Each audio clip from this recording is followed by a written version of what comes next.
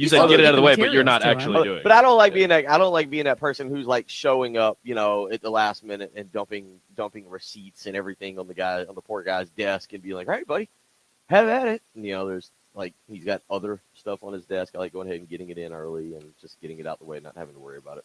Yeah, it's weird because I'm a procrastinator, but it's never been that way. I always felt like taxes are something you don't really want to procrastinate on. Jen, Yeah, what about depends. what about the Jensen clan? What about your thoughts going into this thing? Have you guys waited till the last moment, the minute? Oh, a time or two, but for the most part, I try to do it early. But like, I get everything together, so I don't put like my father-in-law was really good at like getting a garbage bag together and like here's all my receipts and stuff.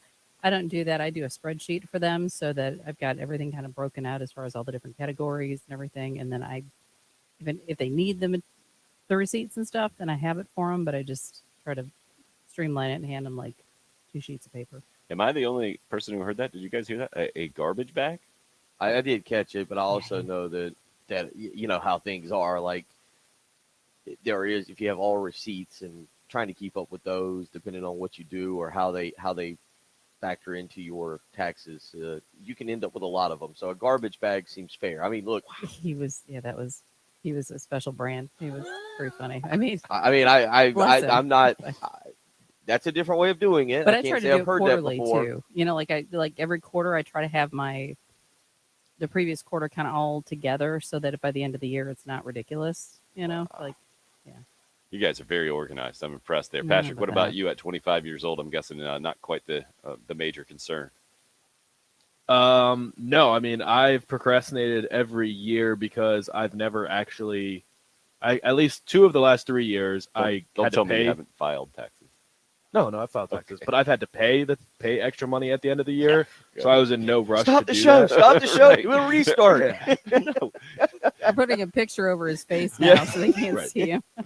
This year, I didn't get the first stimulus, so I had to file my taxes and file that as part of it. So the second that you were allowed to do your taxes, I did mine so that I could get that right away. But the last few years, I was in no hurry to pay extra money because I wasn't braced for that. I was shocked to find out that I wasn't going to be getting any money back. I was in fact going to be paying money that I didn't have. So, yeah, I was a procrastinator the last couple of years.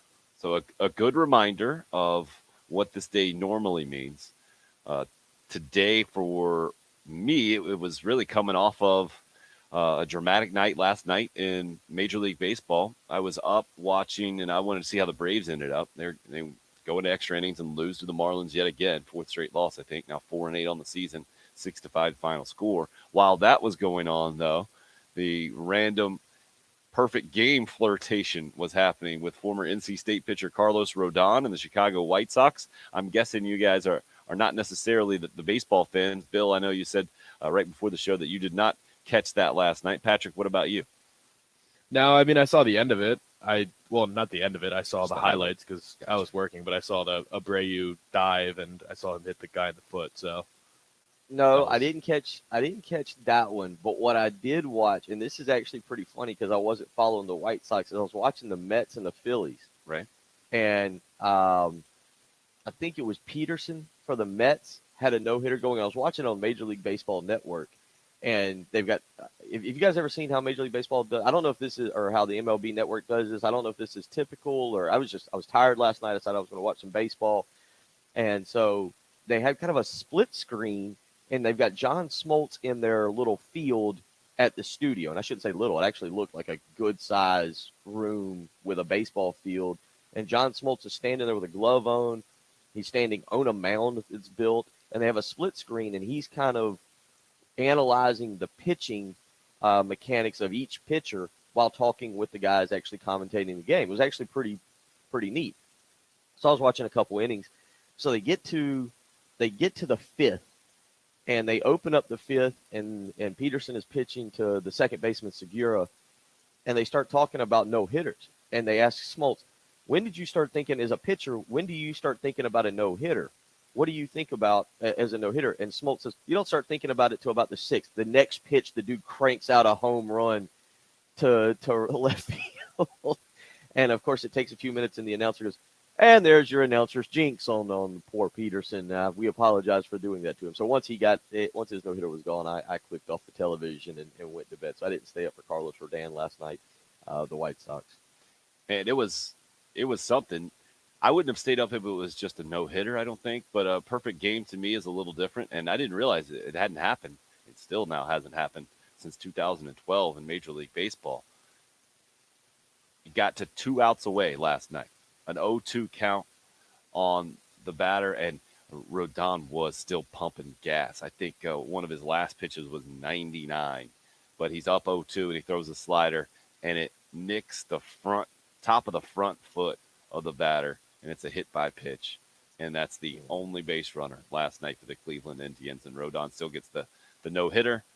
And it was still dramatic and a reason for celebration in the whole thing. And he's gone through an injury and come back from it. It's a good story there for the Chicago White Sox. And I think a lot of us had heard about him at NC State hitting 100 miles an hour several years ago and was likely to be the number 1 overall pick. And now he's kind of gone through some issues and then come back on top and was pretty dominant last night. So there was some drama on that side for Major League Baseball. Patrick, I think you gave us the heads up on this about Jadeveon Clowney likely signing with the Cleveland Browns. It wasn't a huge surprise that it came out yesterday. Nope. But it's a 1-year deal worth up to $10 million. Kind of really sums up where you told us that Jadeveon Clowney and some other former Gamecocks going to end up in free agency this year on the NFL. Not the kind of deals that they were hoping to get. Certainly Clowney, not the bank-breaking deal that he was kind of in line for at one point, maybe a couple of years ago with the Texans. Yeah, and last year, if he decided to sign with the Browns, which he didn't want to do, he probably would be making close to double what he's making right now. The word on, I think, Sunday night, overnight, like maybe into overnight on Sunday, was that he was going to visit the Browns, and something happened where his flight got canceled and he wasn't able to go at the right time. So he flew down yesterday and they got everything done. The Browns wanted him last year. They wanted him bad, but I think he kind of snubbed Cleveland. And I was actually a little bit surprised to see, I guess when a player's that talented, you don't really care. But I think a lot of people in Cleveland felt like really disrespected last year because they had for sure the best offer that it seemed like. And he just decided, I don't want to go play in Cleveland, which is fair. I think a lot of people would say. But yeah, now this is about as good as he can do. $8 million is still a lot of money. It's pretty much an all upside bet because I'm pretty sure he didn't have a sack again last year. So I think that, if I'm not wrong, I think that's 2 years in a row. I'll look up his stats, but I think that's 2 years in a row without a sack. But it's still potential. I mean, 2 number 1 picks playing across from each other now. Him and Myles Garrett is probably the freakiest duo of edge rushers from just a pure size, speed, pure natural athleticism standpoint. So the Browns are a pretty complete team right now. They could be a wagon this year. I'm pretty excited for them. Now, I'll tell you something that's very interesting to me when you say they have the most complete set of edge rushers. Freakiest. Well, okay, but you've been pretty adamant that he's not a pass rusher, that he's better in the runs. I think you pointed out, was it Pro Football Focus's stats on that? How does that translate? Because Garrett is a pass rusher. I don't know. You probably know off the top of your head where he stands in Pro Football Focus's I don't know list what of Pro pass Football rush. Focus says, but I mean, most people would believe that he's at least a top 5 edge rusher, if not 3. I mean, you're looking at really like the Bosa brothers, TJ Watt, Myles Garrett's in there, Von Miller no longer, Khalil Mack's in that conversation. So, I mean, yeah, he's at worst, he's top 5. So, I mean, it's going to help Clowney. I mean, he's good in run defense, and he might not play every snap. I mean, the Browns could still easily go pass rusher here in the draft somewhere, but they have a ton of they signed John Johnson, who was the best safety in the draft or in free agency, and they've got a pretty complete defense overall. So Clowney's not going to be asked to do too much. He's not going to be facing double teams all the time, and when you have Myles Garrett across from you, it's going to make anyone's life easier. Just we might want to, anybody that woke up with this, tax day is, before we move any further with this show, tax day is not actually today this year. I believe it is May 16th or 17th. I think we might have Correct. just given some people a heart attack. I think there's some corporate taxes that are due today or something, but as far as your personal returns, correct. It's like May 17th. Robert weighs in on the Cool Care Heating and Air text line. Tax day this year is May 17th, correct? Yeah, yes, we were joking about that. Most years May 15th. This year not. So if right now you're having a slight panic attack, don't worry. It is next month. It's been moved back a month. I just wanted to get that out there before we lose a bunch of listeners who are racing to find their receipts in their office and trying to get to the CPA at 8 a.m. Yeah, April 15th just meaning something a little bit different this year, or maybe just a little more relaxing this year. And it looks like good news for Gamecock basketball. Another transfer into Frank Martin's program. The Gamecock coach will be meeting the media not too long from now. I think it's set for 9 a.m. this morning. Was originally set to meet the media yesterday, but then the big announcement between the University of South Carolina and Major League Soccer that Carolina Online will be available to basically everybody that's connected to Major League Soccer in kind of one way or another, and a big-time partnership as it comes to kind of the academic part of the University of South Carolina and this new online program with Major League Soccer. Bill, what do you make of the latest transfer in, James Reese V coming back, an AC Flora standout that I guess started his career, where did he, Buffalo, is that right? Up in Buffalo, played a little JUCO ball, and then ended up at North Texas for a couple of years and has had some NCAA tournament success.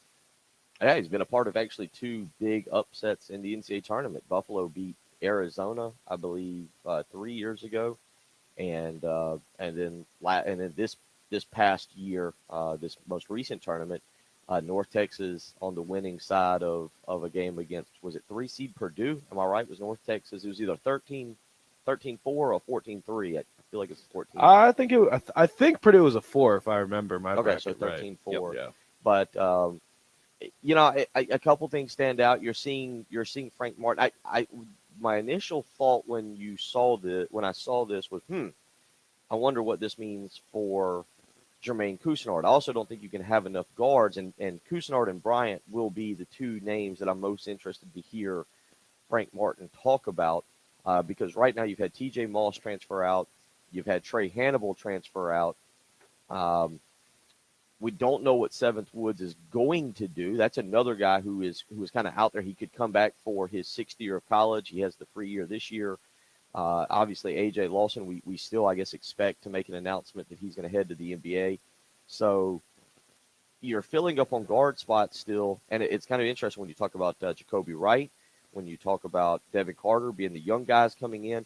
Now you got Eric Stevenson, and I apologize, I will call him Pokey Reese at some point today just because I completely forget. That was the name I've had to practice for most of last night. But, you start looking at them filling up these guard spots, and it's kind of, and now you've got Eric Stevenson, Reese. AJ Wilson's more of a small forward, power forward type guy, in my opinion. So I don't know if he necessarily fits that mold, but interesting to see that it will be pretty much a brand new backcourt for South Carolina, or at least that's what we're looking at here in 2021. And again, where does Jermaine Couisnard fit into that role? So we should get some answers to that, I would imagine, or at least some comments about some of these guys from Frank Martin a little later on today and a little later on this morning. And certainly you'll get to hear a lot of those comments this afternoon on the Extra Point, the halftime shows, Game Time with Heath Klein as well. Right now, we're off to some kind of start here this morning. Plenty to discuss this morning. You're shaking your head, Bill, like it's been a whirlwind. You're going to be all right? Just busy this morning. You're right. Off to some kind of start. In the NBA, it was Luka Doncic with a little dramatic buzzer beater last night to beat the Grizzlies. The Mavericks beat the Grizzlies by a point there. So plenty of ways that this show can go, as well as a chastising text in from Mark that we are not updating women's sports enough, and his wife is miffed.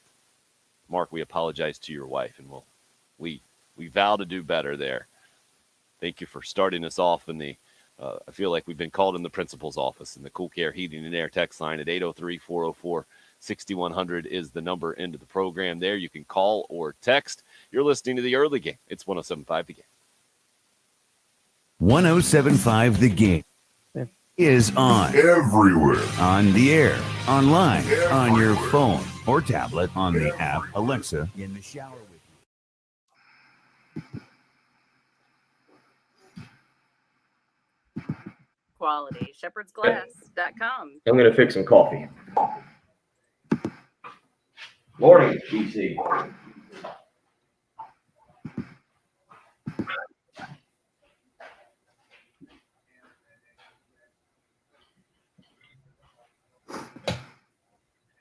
Oh, I thought you'd gotten a new kind of electronic pointer there or something, Patrick. Just the remote.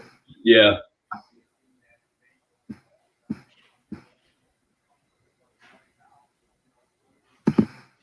Can't leave any stone unturned. We're too close to the draft now. Got to multitask during these 3 hours.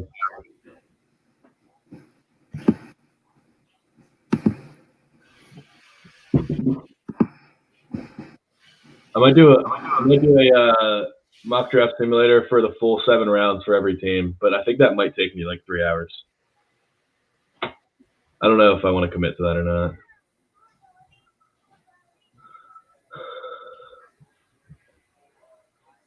I saw on social media last night that, was it McShay? I think Todd McShay tweeted out that he got his ESPN manual or something of the NFL draft. I was going to mention you with that, but I decided not to take any shots. What does that mean, the manual? Morning, RL. Yeah, they have like a legit like binder, it looks like that. Yeah, but why do you get that? He should have made it. I think he did. I think they just like handed it out to other people yesterday or sent it out to other people. I was gonna say, wait, if somebody handed that to McShay instead of McShay making it himself, then he's a fraud. I was gonna say you do that off the top of your head on a whiteboard every morning. Right. Had that right with the McShay. Dude, there's a lot of drama surrounding Justin Fields in this draft process, and ESPN in particular. It's like, oh yeah, Trevor Lawrence. That's what I want to talk about too. You guys see that Sports Illustrated article? Yeah, and if Justin Fields had said it, he would be dropped down to the fourth game. You see what Chris Mortensen said yesterday? Did not. He said, "Yeah, I think playing baseball has screwed up Justin Fields' throwing motion, so that's what's worrying. That's what's worrying me." It's like, wait, what are you talking about, dude? First of all, he hasn't played baseball in 3 years. Second of all, Kyler Murray played baseball in college and was drafted in the top 10 of the MLB draft. Still might go and play baseball one time. Russell Wilson was drafted. Like, Josh Allen was drafted out of high school. Like, what are you talking about? For some reason, they just, like, have this thing against, like, a vendetta against Justin Fields at ESPN. It's really bizarre. Orlowski has to hold back his comments because he clearly got played by somebody and said that Justin Fields doesn't love football. It's bizarre.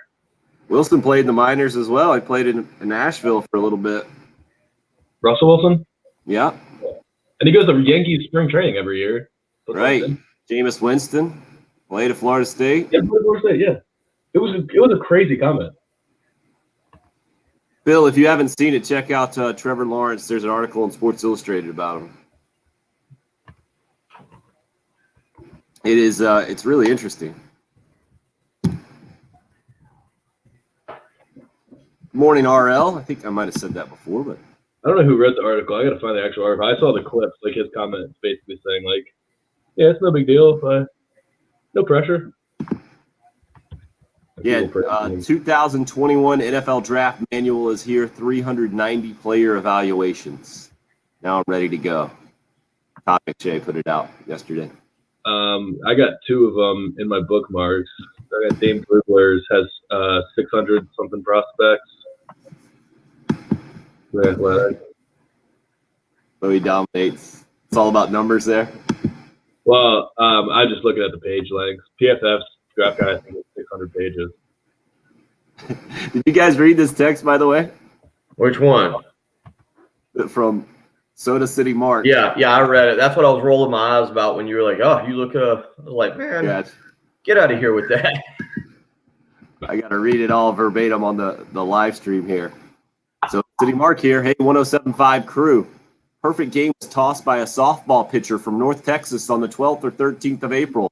No mention. Get with it, guys. My wife is miffed. You guys need to summarize Gamecocks women's team's results on your program and other women's significant accomplishments like the above. The USA women's basketball program has raised awareness of women about other sports, and you guys need to cover it. Get with it. You still didn't mention the perfect game by a woman at North Texas University the last couple of days. Get Patrick to look it up for you. Come on, guys and gal. Jen, please get these guys with the program. Women listen too. Mention their accomplishments, please. And that was resent again. So are we supposed to say the results of every women's sport? Yeah. It's not like we didn't mention the men's soccer results either. The ironic part is here, I actually did talk about this. I think Travis It was on a live stream about that North Texas perfect game because it was 21 strikeouts, right? Are you gonna read that on the air? Because I want to tell him to not just tell me to look things up.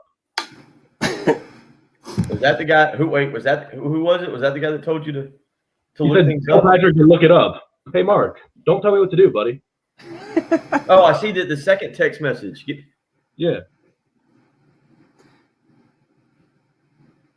Yeah, exactly, RL. Like, I thought you guys did mention it. We did. Also, what are we supposed to do? Talk about it for 5 minutes and how amazing it was? Jan, I thought you said you were flying. Your text message said you were flying. Are you driving to Atlanta to fly to Baton Rouge? That seems, I don't know, excessive. Jan, you think that part of I-20 is boring? Go west of Dallas, my friend. I agree. Augusta to Atlanta, it's pretty boring, but I vowed to never complain about a drive ever after doing the West Texas. I don't know if I can get on board with driving to Atlanta. That's 2.5 hours dealing with everything in that airport just to fly to what I'm assuming is Baton Rouge. Are you flying to New Orleans? And then if you're flying to New Orleans and then driving up, I don't know if that's good or bad either, because that means you've got to be in New Orleans at some point, and that's worth lunch or dinner alone. That's good. Come on. Jan's watching and listening to us. He's having a great morning. You kidding me? Yeah, he is having a great morning, yeah. Sorry, Jan, we would mention you if you were going to the softball game. Can't mention you since you're not going to the softball game. Yeah, Tim, I got to imagine there's some drives in Nice Texas that are not a lot of fun. I never made it all the way to El Paso because it's 333 miles from Abilene, Texas, where you're already in West Texas. Yeah, it doesn't make any sense.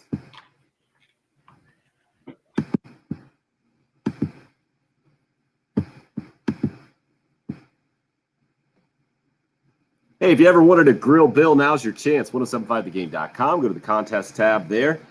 You got a chance to win a $50 IGA gift card if you qualify to join us every Monday here in the next few weeks when we'll do that segment, Grill Bill. Just throw in some questions there on the website. If they are creative and we think they'll make Bill pretty uncomfortable, we'll choose you. Then you'll qualify to win the grand prize, the Camp Chef Pellet Grill, worth more than $1,000. Grill Bill, brought to you by the South Carolina Pork Board, its member farmers, IGA Food Stores, and Camp Chef. Again, 1075 The Game, the place to go to qualify to win, to get in the game, if you will. Speaking of getting in the game, it's going to be a lot easier to do for transfers. That became official yesterday in the NCAA. Might be one step in the process, but another step was taken yesterday where it's going to be a one-time transfer deal that without penalty in all sports. And I was reading the implications in baseball where that hasn't been the case, and obviously in basketball and college football. It kind of crosses over with other Gamecock news yesterday, and James Reese V, coming back home to Columbia, former AC Flora standout, had played with North Texas the last couple of years, going to play for Frank Martin now. And the comments that stood out to me, or the comment that stood out to me reading about this coming from James Reese, I think his quote was, Frank Martin told me there'll be two guys in the gym with NCAA tournament winning experience, me and him. And that's the one that stuck with me. And Billy continues to be that reset that you talked about, that you told us was coming, kind of with or without Frank Martin. when that was up in the air in the last couple of weeks. Clearly, it's going to be with Frank Martin, and clearly there are going to be a bunch of new guys and a very made over roster. This is not something necessarily new. I guess this is kind of more like we've seen 2-3 years ago, as opposed to coming into this past season. So have no idea how this thing's gonna look, other than it's gonna look a lot different, I think, coming into next season. And we'll get a little bit more a little later on this morning when Frank Martin speaks to the media for the first time since all this stuff went down after the season. There is. I mean, again, I left out Chico Carter when I was talking about transfer. Chico Carter, Eric Stevenson, now James Reese. You factor in, again, Devin Carter and Jacoby Wright. There's 5 new guys in your backcourt. And I will say this, at least statistically speaking, we know that doesn't always translate to the court, but you look at these guys and they've shot the ball pretty well. It looks like a better shooting group. Now, it remains to be seen whether that is what we get in the fall. And that's why I say when you get those 5 guys, it makes me wonder where a Jermaine Cousinard could fit back in if he elects to come back. I really don't know where they're at in terms of roster. I hate to say it like that, but with so many ins and outs, and I think you've had 4 transfers now, and you got 4 out of the transfer portal, plus the 3 that are recruits. That takes you to 7. We know they still have Levesque, Frank, Manat. That takes you to 10. Am I leaving anybody else out from that group? Anybody off the top of you guys' head that I know people are screaming at their radio right now, but that's 10. 3 guys from the current team, 3 incoming freshmen, 4 transfers.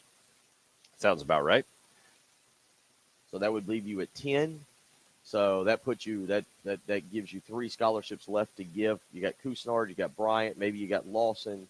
Again, 7th Woods is sitting out there as an option. That's right. So I said 4 transfers. So yeah, so there's kind of where you stand. Oh, Javon Benson. Javon Benson is still in the team. That takes you to 11. Javon Benson we haven't seen Javon Benson in months, but he's still in the team. So 2 open spots is about what I have right now. And no, we won't be carrying Frank Martin's presser live at 9 o'clock, but you will be able to hear plenty of it throughout the afternoon here on 107.5 The Game with the afternoon shows. And this is college basketball. We don't mean to say this is just South Carolina. Did you see the number? I think it's more than 1,300 now in the transfer portal. And this is just going to be what it is, right? With the new rule going into effect that you don't have to sit out a year. This is going to be not just college basketball, but college football numbers are going to grow. College baseball numbers are going to grow as well. Bill, what do you think of kind of the new era of free agency? We talked about kind of the new era of personal branding a lot yesterday and the day before with the spring game at Central Florida, and Gus Malzahn kind of leaning into that. Florida State put out a video and the whole thing. I feel like the combination of this thing is really going to make college sports look and feel much different moving forward.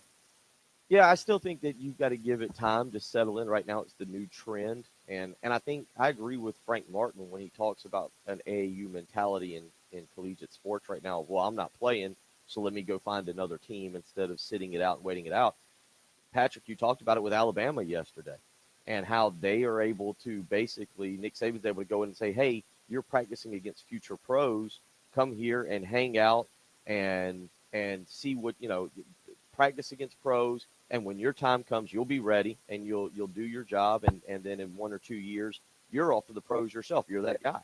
And so I think there are certain schools that will still be able to sell that. But I really, truly believe these numbers that you see, these ridiculous numbers, will die down.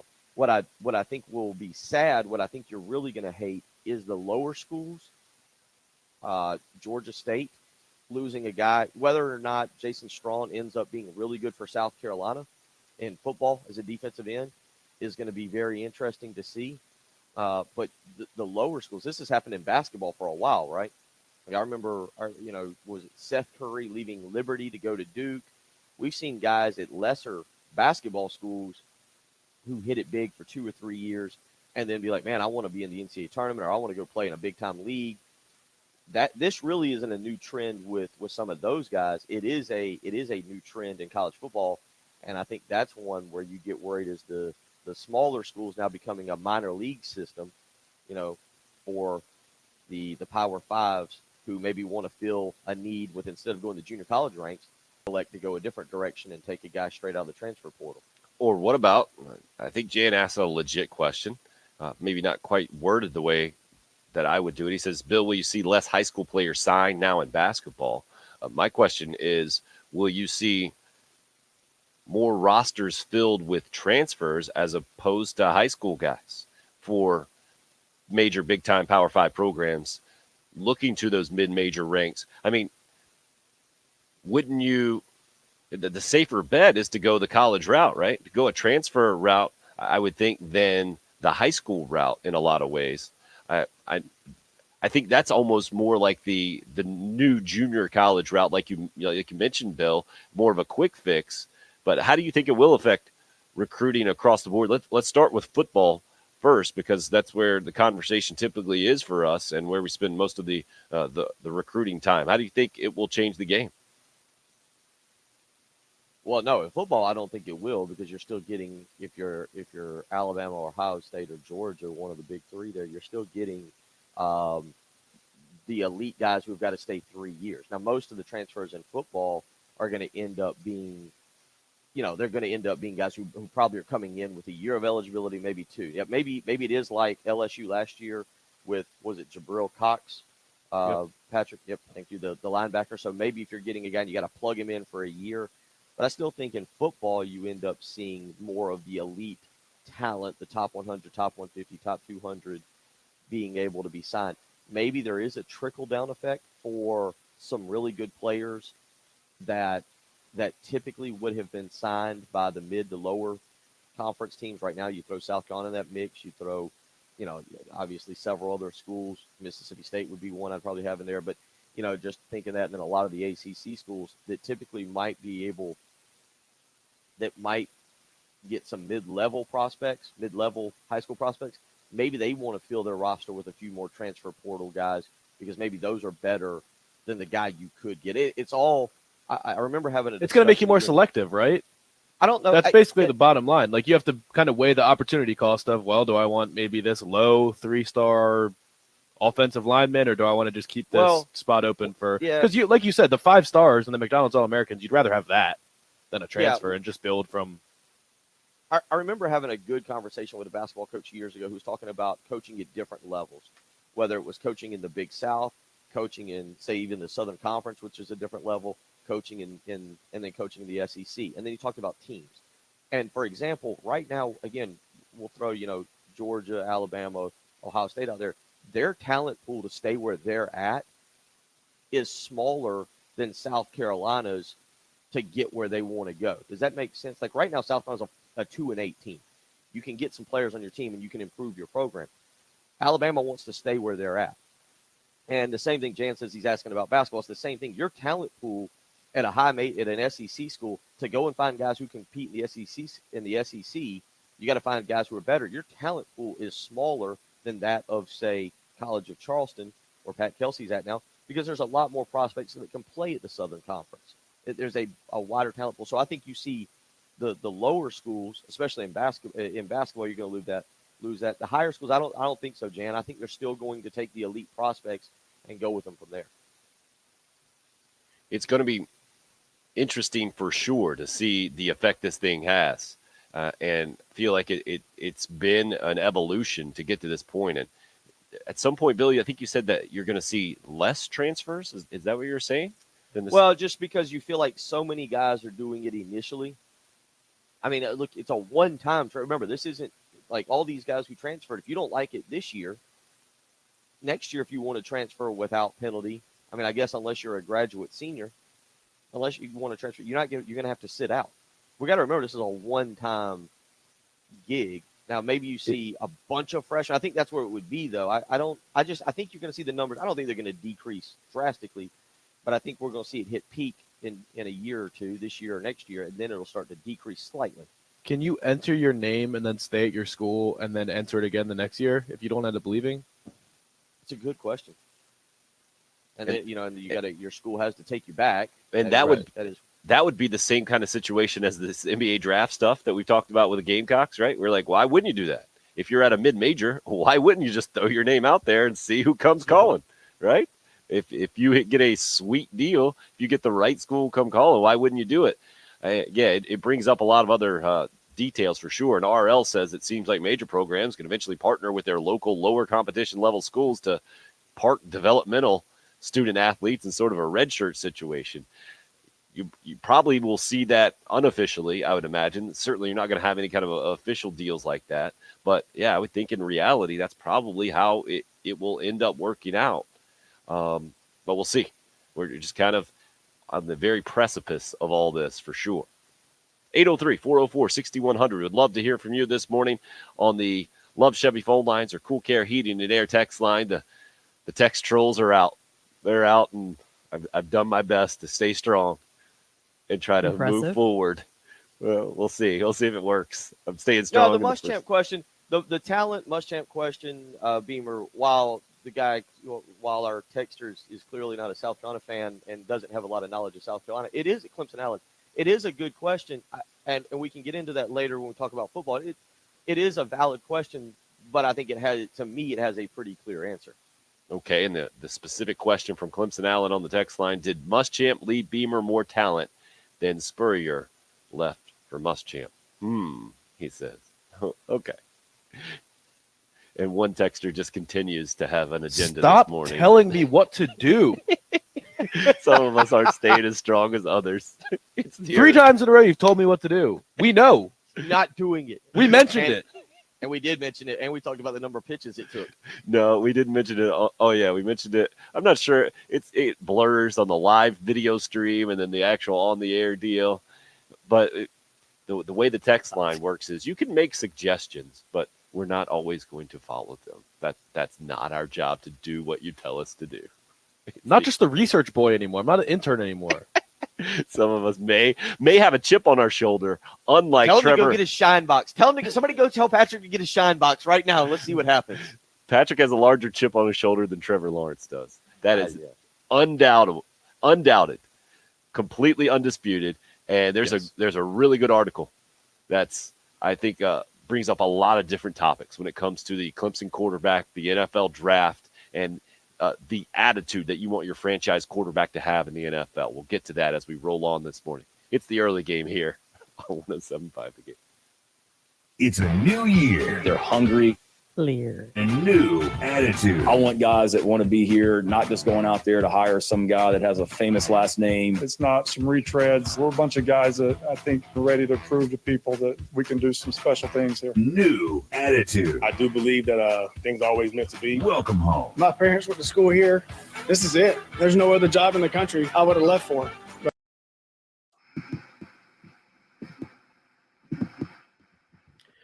I would say Patrick's cranky, but that's not true. If you do keep ordering somebody around, they tend to get a little upset. I don't think Patrick being upset has anything to do with a lack of sleep. You can't order somebody around unless you're telling them about a great bed. Then totally different, because it's not really ordering somebody around. It's telling them how fantastic a Sleep Number bed can be. I use one each and every night. It was something that I got a few years ago, and I'm telling you, the sleep that I get each and every night has drastically improved. It helps to wake up and do a 6 a.m. sports talk radio show. I'm rested, refreshed, quite perky most mornings, all because I put the Sleep Number setting on 60, and I wake up ready to go. You can do the same. I'm telling you, proven quality sleep. It is indeed life-changing sleep. A lot of you out there, you listen, you probably got kids, you got jobs, you got things you got to do. Getting a fantastic night of sleep is vital to everyday health. Right now, Sleep Number is introducing the new Sleep Number 360 P5 Smart Bed. It's a queen bed for $1,799, and you can go check them out at a Sleep Number store today. One in Irmo, Harbison Boulevard across from Buffalo Wild Wings. The other in Columbia, 2 Notch Road across from Sand Hills Mall. You can visit them on the web, sleepnumber.com. Again, the new Sleep Number 360 P5 Smart Bed. You need to go check it out. Great deal right now on a queen bed, $1,799. Again, 2 stores to choose from, one in Irmo on Harbison Boulevard, the other in Columbia, 2 Notch Road. That website again, sleepnumber.com. Make the switch to Sleep Number today and find out what a great night's sleep is truly like.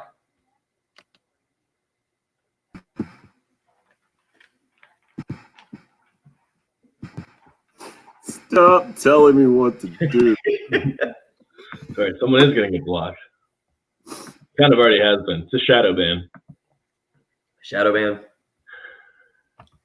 Well, I don't remember getting many texts from Soda City Mark. I feel like his wife might have taken over that texting this morning. Yeah, he's driving her. He's driving her to work, and she's just taking over the phone.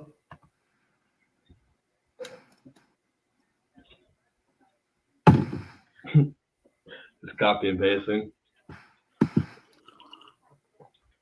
Red Bull kind of morning. Ooh. Yeah, that's yikes. Aggressive. I'll tell you what, if you drink a Red Bull, what do you think is worse for you? Because when we started the radio show, I couldn't drink coffee. I was a chunkier guy. Coffee didn't sit well with me.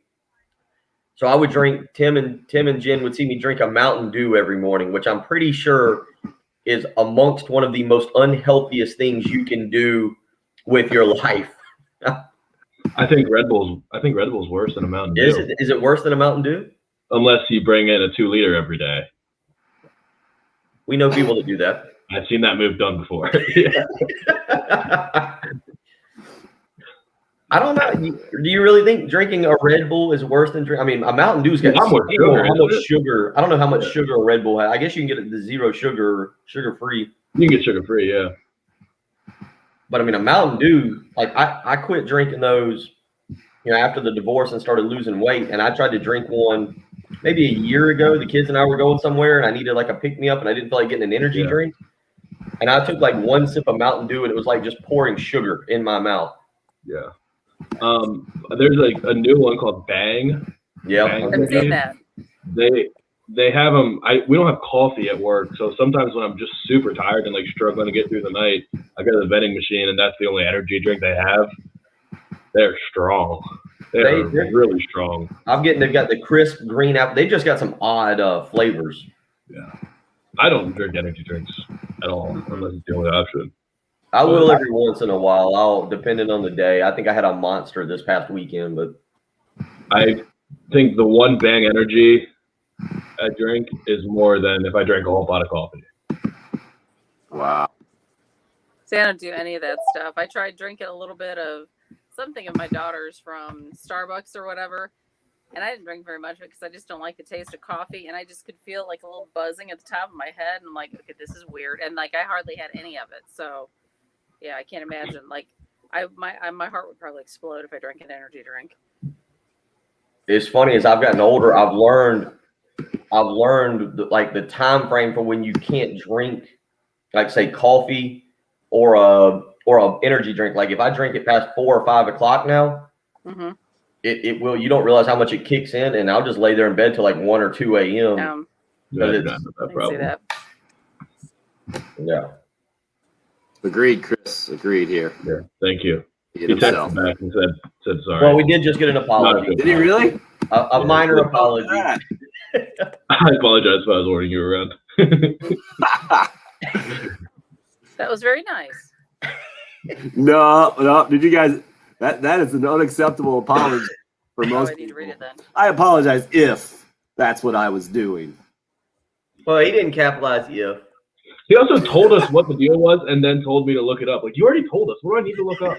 That's true. I guess he thinks we don't believe him. Well, he said it happened on the 12th or the 13th, so he doesn't even know. All right, girls, we're heading back in.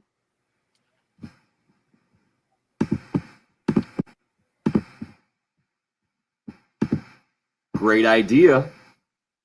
The Hot Take Hotline's there for you 24/7 if you need to vent about anything. If you're hearing a show and they're not appropriately addressing a specific issue or accomplishment, you can call 803-978-6654 and vent.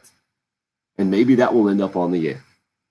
It's there for you 24/7. Hot Take Hotline, sponsored by Twin Peaks for the men who never settle. Go see them down in the Vista, 600 Gervais Street. We just got an emailed text or a texted apology, and we're pretty proud of that here on the program. Thank you, Mark.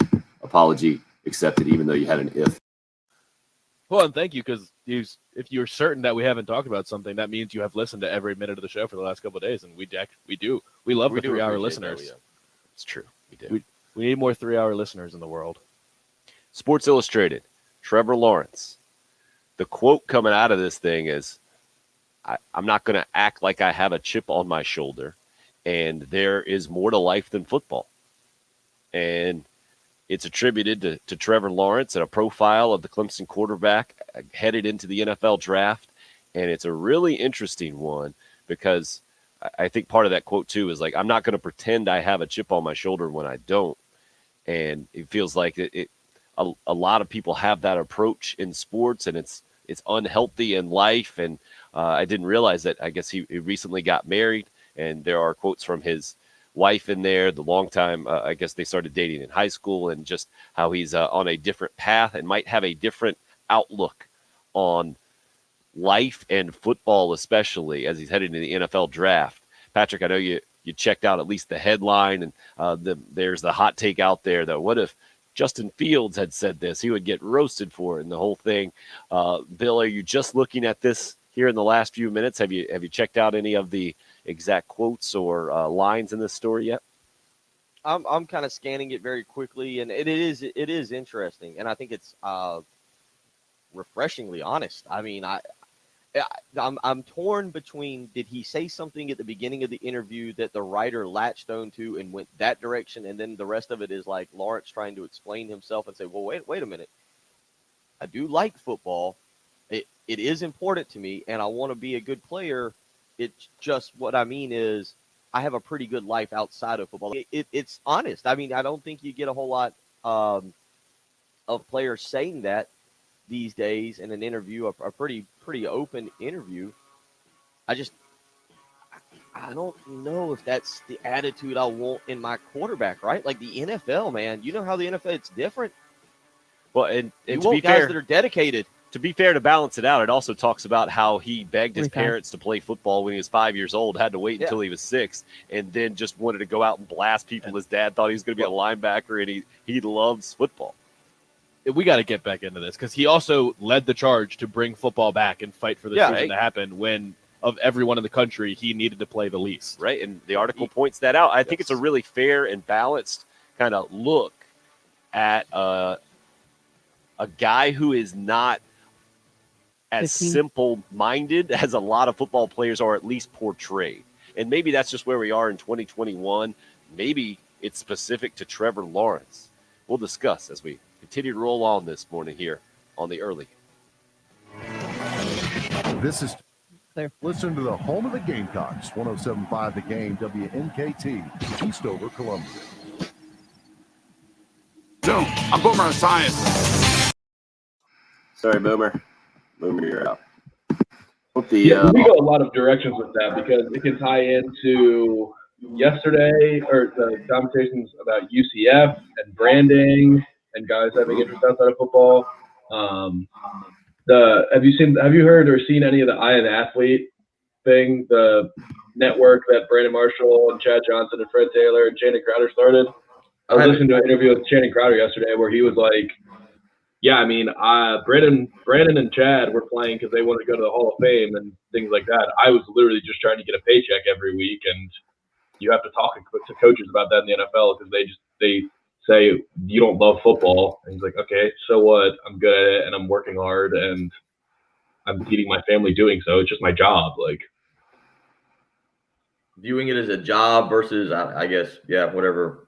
Yeah, to me, there's no other industry that you have to love your job. Like if you're crunching numbers or trading on Wall Street, your headphone manager is not going to be like, do you love reading spreadsheets and crunching numbers? Like, no, you just want to make a lot of money, and that's okay.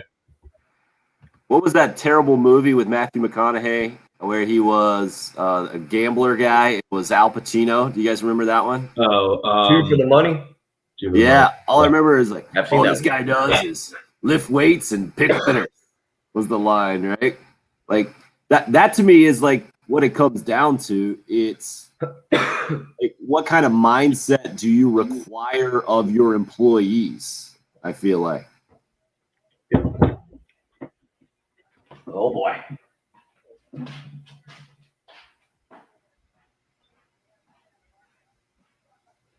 Yeah, so there is plenty to talk about when it comes to that Trevor Lawrence article. Yeah. I think the Fields thing is indisputable that he'd be getting killed for it. But that's the other thing too, is that only certain guys can say things like this. Yeah. Right? Like Aaron Rodgers can come out and say, "Yeah, I'm really interested in metaphysics or whatever." Hosting Jeopardy. I want to host Jeopardy while the season's going on. Yeah. No problem. If Teddy Bridgewater wants to do that right now, sorry, you got to play better. Yeah. Well, Josh Rosen was dinged for having outside of football interests in the draft process as well. Yeah, but he didn't win a national championship as a freshman. No. If he had, it would be a different tone. Yeah. This goes back to the old you got to understand your value and where you are kind of deal to me. But he also wasn't anointed the greatest quarterback prospect ever and guaranteed number 1 draft pick from the second that he exactly stepped to college. That's why I like because you've seen Dan Patrick's bit where he reads people's draft reports to them. Yeah, it's great. It's great, except when it's dumb, like Saquon Barkley. Like he's reading Saquon Barkley's, and it's like he's the perfect running back prospect, and what he's reading is like the most nitpicky stuff of all time. And it's like he's just reading. He's like, yeah, that's pretty fair. I mean, sorry, I'm not perfect. I can't do everything, but it's not the same as being like, hey, Tom Brady, bad athlete. He's fat and can't do anything, and he'll never amount to anything. Or Drew Brees is too short to play the position and will never amount to anything. Like, so it gets hacky when he's reading it to top 5 picks who are like blue chip prospects, and the criticisms are just nitpicking. It's kind of like your criticism of the Dan Patrick show, if you ask me. Well, yeah, but that's why I like Lauren saying, well, why am I going to pretend like I have a chip on my shoulder? People have never like criticized me. I've come in and people say I'm the perfect prospect, and that's never changed. So like, what am I going to act like the world is? People don't believe in me. Like everyone believes in me. I appreciate it. There was one guy one time who said I was the second best, and now, that chip on my shoulder. Like his chip on the shoulder is Chris Sims saying that he likes Zach Wilson the best because Chris Sims is trying to cause controversy. Like, yeah, he's not going to do that. Yeah, I don't want to talk about this too much now because I really want to do it on the air because that just brought up another idea for me as well. But yeah, we could talk about this and I'm sure we will, days and weeks. Yeah, we got plenty of it before football season again, and I'm guessing plenty of years Trevor Lawrence will be in the NFL. Yeah. So where's the negativity is all relative too. Like Chris says about Justin Fields, nobody's saying that he's not a top 20 pick, are they? I don't know. They're mostly they're attacking his like character. That's what Orlovsky did, and it made waves, and it was completely unfounded, and like he didn't really realize what he was doing. Well, how many? I guess now I'm thinking about it. Until recently, I'm thinking Baker Mayfield, Kyler Murray. I was going to say how many guys have heard and didn't work out in their first school, and then it took a while for them. Well, those guys for sure, right? Joe Burrow. Yeah, it has become the trend. But before then, I'm trying to think. I don't remember a bunch of guys having transferred in college from a franchise quarterback standpoint. Only the last 3 number 1 overall picks. Right. It's so weird, right? Yeah. Maybe it's that old school mentality. Maybe some of this has got to be just Ohio State quarterback baggage, right? Right. That might be it. Like he might be hurt from Haskins. Like because they were basically saying what Haskins was. Who's the last? There's got to be one, and I'm skipping over it. No, you're not. Because I go back to Troy Smith, won a Heisman. You're not missing anyone. Yeah, Ohio State just hasn't had a quarterback in the NFL succeed. That's that. That's that. It has a different level. We had the South Carolina conversation about not even having guys drafted, right? They're like that on steroids, having guys win a Heisman Trophy and not do anything in the NFL.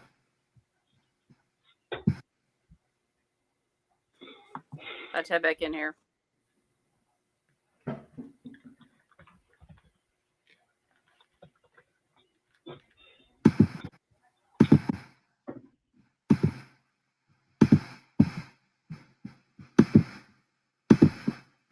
Bill Gunter, Make a shot, guard somebody, and get a rebound. and producer Jennifer Jensen. That's the kind of analysis we get on this show. Now, here's Tim Hill and Bill Gunter What about the analytics? Please. on 107.5 The Game. Guys are up. Great way to start hour number 2 there with the Mark Jackson, Phil Walton conversation. I think it goes directly to what we were speaking of at the end of the hour number 1. And welcome in. Hope your Thursday morning's off to a good start. Plenty of stuff going on out there. Jadeveon Clowney is a Cleveland Brown, a 1-year contract worth up to $10 million. A Gamecock basketball transfer. Another one is in. This time from North Texas. James Reese V coming home. A former AC Florida standout, started his college basketball career at Buffalo. I was reading the numbers. You don't see 6'4", 167. Excuse me. I think what you see. But another guy coming into the backcourt for Frank Martin. Yeah. Get your breath. Yeah, thank you. Or it sounds like you're choking over there. But yeah, the thing about this again, it is now you factor him in with Chico Carter, with Eric Stevenson. Again, the guy we're talking about, James Reese, and then you throw in the 2 freshmen, Jacoby Wright and Devin Carter. 5 new guys in the backcourt, at least that we know of right now.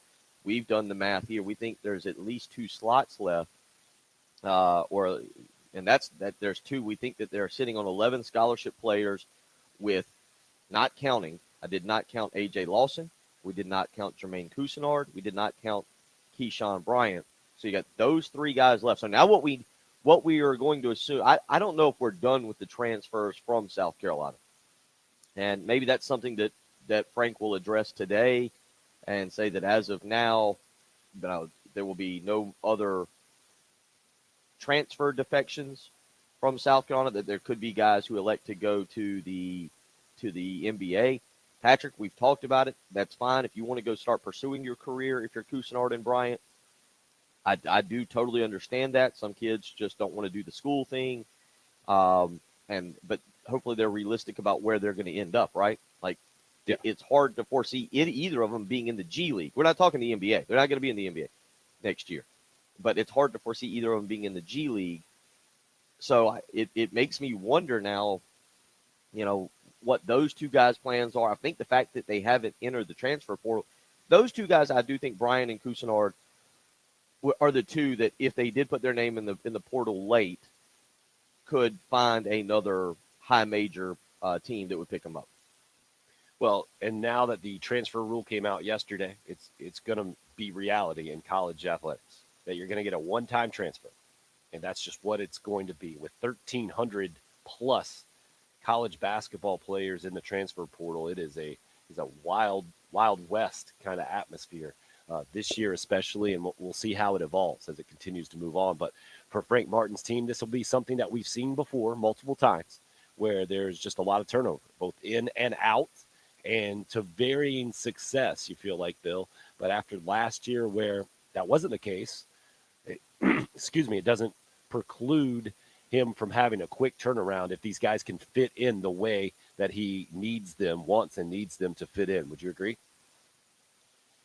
Yeah, we know that this team, even with veterans, has struggled early in the season at times. And look, count me in as at least now, when you bring in a bunch of new players, as at least being interested to see what they're going to look like. We're all going to have to buy a program or a media guide to just watch them on television, or certainly if you're going to go to a game, to figure out who's who and what number goes with what player.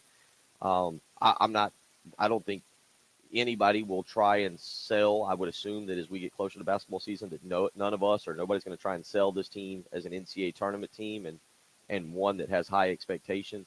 But I will say that I'm at least now, when you bring in a bunch of new players, I'm at least interested to see what this is going to look like when they start playing. And I think then you go on to another question for Frank Martin. How do you elect to try and schedule, both in a year like this and with a roster like this? Frank's never really backed down from some big games. We've seen him play the Michigans, the Virginias.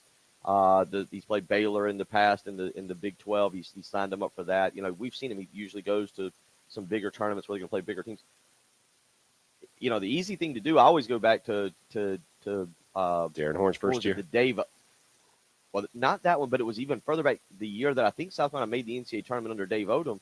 in which they didn't. I think they played North Carolina State was their marquee game, and I think maybe they made a trip to Temple that Mike Boynton, Boynton graduated that day, and they had to fly him up privately. Wow. To get him to the game. But other than that, they played nobody in the non-conference. They opened up something like 12-1. They lost to Temple up there that night, and a lot of people attribute that to Boynton graduating that morning, flying up, and just kind of being a little worn out. But do you schedule like that, where you just basically admit, hey, basketball in Columbia doesn't really start till January anyway. We're not going to get fans to a big time game. We're already playing Clemson. I don't know if they have a return game that they have to play this year with anybody, like a George Washington, or actually given what the non-conference schedule was and how games got canceled. So how you schedule is going to be just as intriguing to me, because you can line it up with a bunch of nobodies and maybe build a pretty decent early season. Maybe. But even when you have veteran teams, you still lose to the Stetsons and Stony Brooks of the world. So why even bother? Just schedule a good schedule and hope you win big games. Go with it. I mean, well, to me, it's going to be the combination of the schedule and then the combination of player and coach, or the chemistry there. And we've always heard Frank Martin say that it takes him a while to figure out his players and for his players to figure out him. And that's not going to be an option with this team. I don't get the feel. And I think that's just where college basketball is moving forward now, after what we saw this year with not just South Carolina obviously struggling, but Duke, Kentucky, and other blue blood programs. And it's going to have to be probably an evolved approach. But like you said, we'll hear a little bit more from Frank Martin later on this morning at a press conference, 9 a.m. We will not have that live for you here. We're going to do the Dan Patrick Show like normal, and then we'll let you hear the highlights of that surely throughout the afternoon, and then we'll discuss it again tomorrow morning, no doubt, here on the early game. Just had the question and had to do a little quick math. I think I got it right. Anonymous texter said 1,300 plus in the portal. How many total players in college basketball? Bill, we're talking about 350 programs, I think, Division I. That sound about right to you, estimated? And then 15 guys on each roster. I did that math. I think that's more than 5,200. So we're talking about almost a quarter then of guys in college basketball are just throwing their name in the portal. It's crazy. It's about right, because, I mean, many teams have more than half of their team leaving. I mean, Cincinnati's coach got fired because of it. And by the way, maybe mentioned Wes Miller clearly was holding out for North Carolina, right? Right. And as soon as he didn't get that, he just bounced to a better program. Yeah, again, I know Wes. I knew Wes, I know Wes. We talked. He was right to think that he had a good chance at it. I think a lot of people at North Carolina wish that he was the coach. I'm sure he was the runner-up to Hubert Davis. Wouldn't you think? I feel like, I'll be honest, just knowing that, and I'm just guessing, I can see a scenario where after Hubert Davis was announced, somebody in the back channel was like, look, man, you better go a bigger job and prove yourself. We're not sure how long Hubert's going to be here. There's no guarantees in coaching. Go take whatever job comes. I can tell you prior to that, South Carolina had zero chance. If South Carolina would have opened this year, they weren't getting Wes Miller. I don't think that they would have gotten him after North Carolina hired somebody, just based on what I know about Wes and his opinions. But I will be interested to see how he does up there. Young guy, very energetic.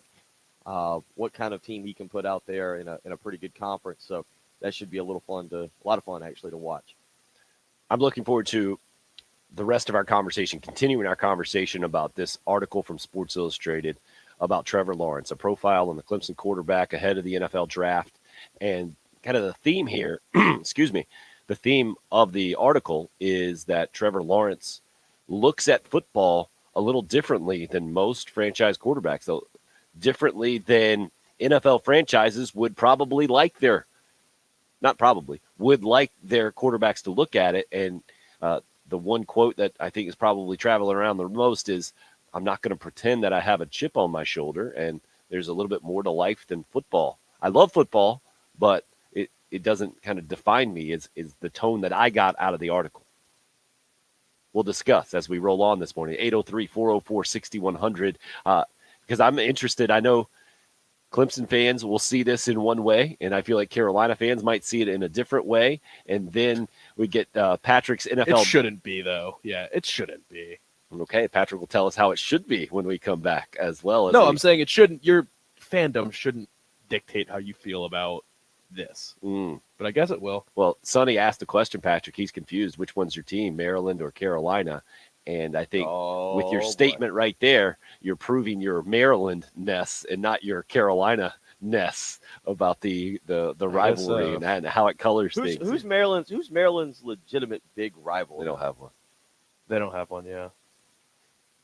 That's sad. That it is really sad. is. I'm not being. It really is. Like, Yeah. it's, who was I mean, it's there in going to the be AC? dependent on sport. I mean, they came in the same time as Rutgers, but Maryland has no respect for Rutgers, and nobody in the Big Ten. I mean, in basketball, they actually do have the respect because they have, I think, the second best record since they've entered the Big Ten in basketball. So they're not like little brother in basketball, but they are in football. So yeah, they're not going to have a rival. It was Duke basketball for a little while. But I mean, they hate Duke. They hate Virginia. Virginia. Yeah, Who there's was the always a lot of football bad rival? blood between them and Virginia. Who was the But football Duke, rival? I mean, Duke, it was unfortunately like everybody thought Duke was their rival in the ACC, and Duke was just like, yeah, we don't care about you. But Maryland It's like always played Kentucky. Duke really well. It's like Kentucky in the SEC in basketball. Like it just shows up. Exactly. Yeah, there was no football rivalry. You got to be better at football, I think. Basketball school. Friedgen tried. It was a good try. We'll I try. mean, maybe Virginia, because Virginia was about the same level. So we'll try to keep it on track as we roll on here. We'll probably go off into all kind of tangents, but want to discuss Trevor Lawrence, that Sports Illustrated article when we come back here. It's the early game on 107.5 The Game. There. Dan Patrick, weekdays 9 until noon on 107.5 The Game.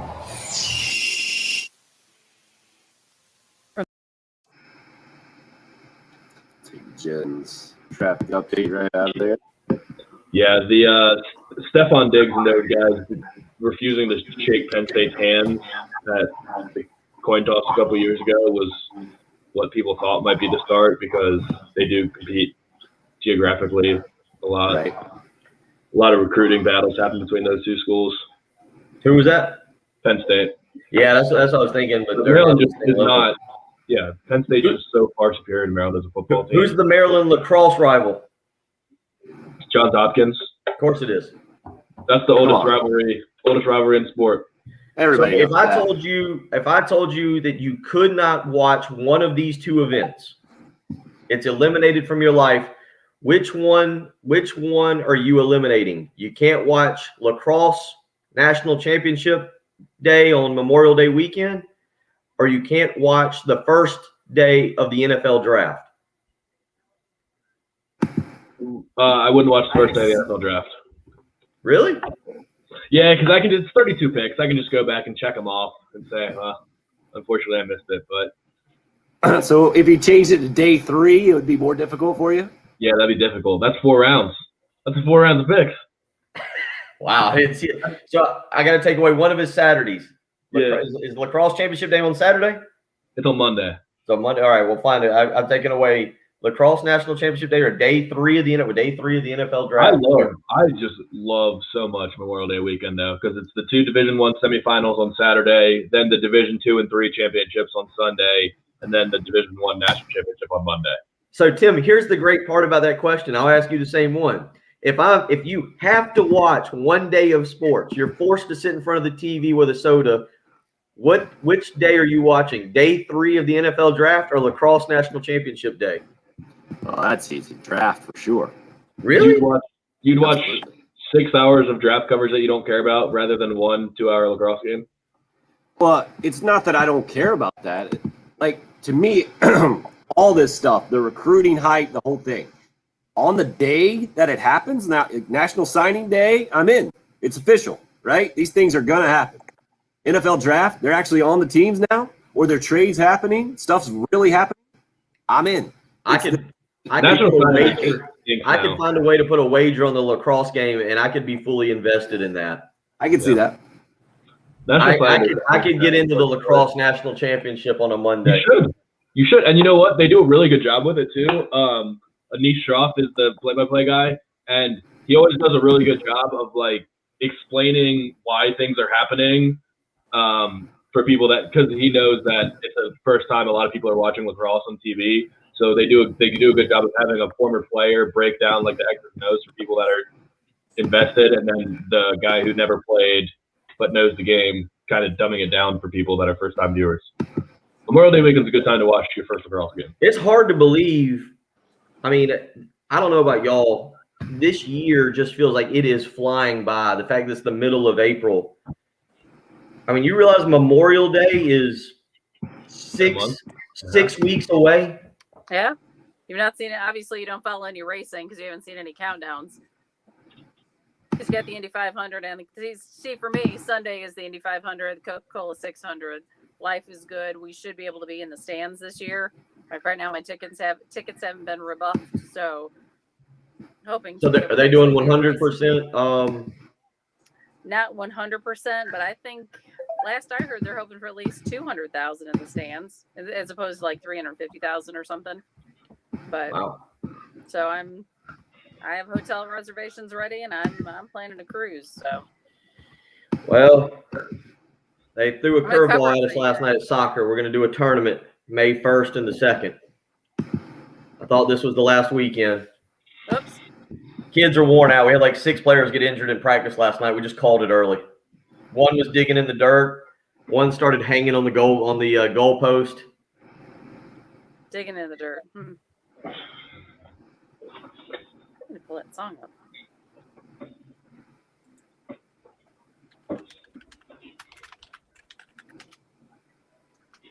Good song idea there, Bill. Do what? Good song idea there. Digging in the dirt, Peter Gabriel. No. Of course. Yeah. Sorry, it's been the old timey clip of the day there. What was that? Bucky Dent? I was trying to figure out too. No, I think it was the Cincinnati Reds coach, man.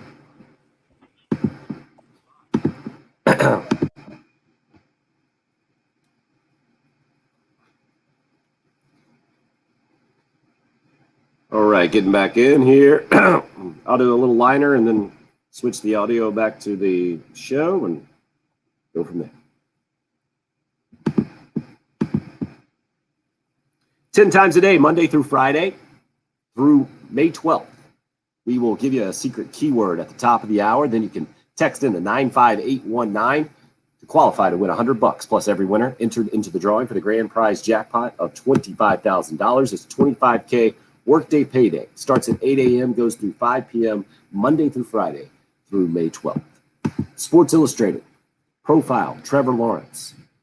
He's not award-driven. He's not, his dad says. Trevor Lawrence himself says, I don't have a chip on my shoulder. I'm not going to pretend that I do. What do you guys take away from this? Bill, let's start with you, but let's start knowing that the take yesterday that I saw, the reaction to this was, a lot of it was what you just said a little bit earlier, refreshing to read something like this. But then I think maybe the reaction to that reaction was, well, what if other players were saying this? A guy like Justin Fields, especially, he would be getting ripped for it. So what do you take away from this thing?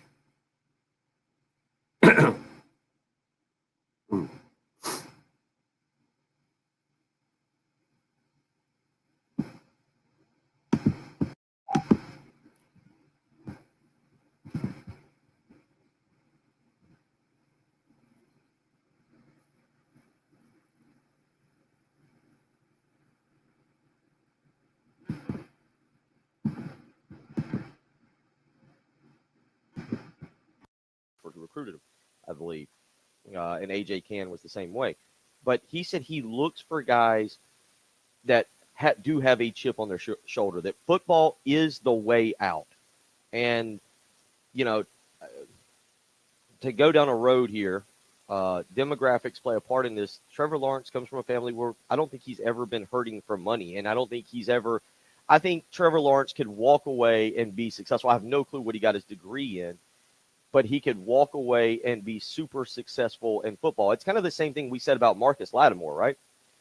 And unfortunately, he got hurt, and he did have to walk away from the game.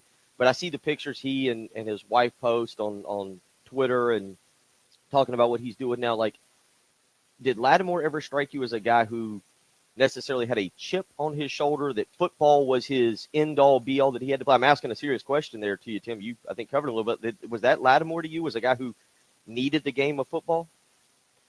I wouldn't say needed. I would say I would probably put it had it in the proper perspective, understood and loved the game, but it didn't let it define him. But and that's it, he was just never asked the question that Trevor Lawrence has. But I almost feel like Lattimore's answer would have been the exact same. Right? Do you agree with that? Yeah. And so I only say that because I think there are certain players who need the game, who have to have the game to succeed. It is their way out of whatever life they were in early on. It's their way of taking care of mama or daddy, of your aunt, your uncle, maybe your little brother, your sister. It's what you have to have in life. I think you're making two different points, though. No, the chip on the shoulder is different from like needing the sport. Like Trevor Lawrence doesn't have a chip on his shoulder because he hasn't faced much football adversity in the sense that he started every game. He's been anointed number one pick since the day he stepped foot on campus at Clemson. He's only lost 2 games, and one was a national championship and one was a semifinal. And he's basically the perfect prospect. So what he's saying about not having a chip is more about like, I'm not going to pretend that people are like Baker Mayfield or Kyler Murray saying like, people said I was short. I didn't get Baker Mayfield didn't get offered by Texas, so he transferred to Oklahoma and all that, had to walk on and start from the bottom. Trevor Lawrence isn't going to pretend that he's dealt with any of that because it would sound ridiculous if he did. But well, that's a separate debate from the do you love football debate. But what I heard, Bill, what I heard you saying is that's where that chip comes from. You kind of equate the two, right? That you have to get to where you're going through football, so that creates the chip on the shoulder, and you kind of combine those two things into one, as opposed to just proving people wrong, is what you're saying, Patrick. The people that are doubting you, that are criticizing you. Yeah, because they're also like Clowney could have said like, yeah, I need football. Like this is my way to feed my family and change their lives for generations. But that doesn't mean he has a chip on his shoulder because again, perfect prospect, came in with all the hype, lived up to all of it, and was a number one pick. And people weren't criticizing his game and saying this and that. So there's no reason for him to have a chip. Okay, I see what you're saying, Bill.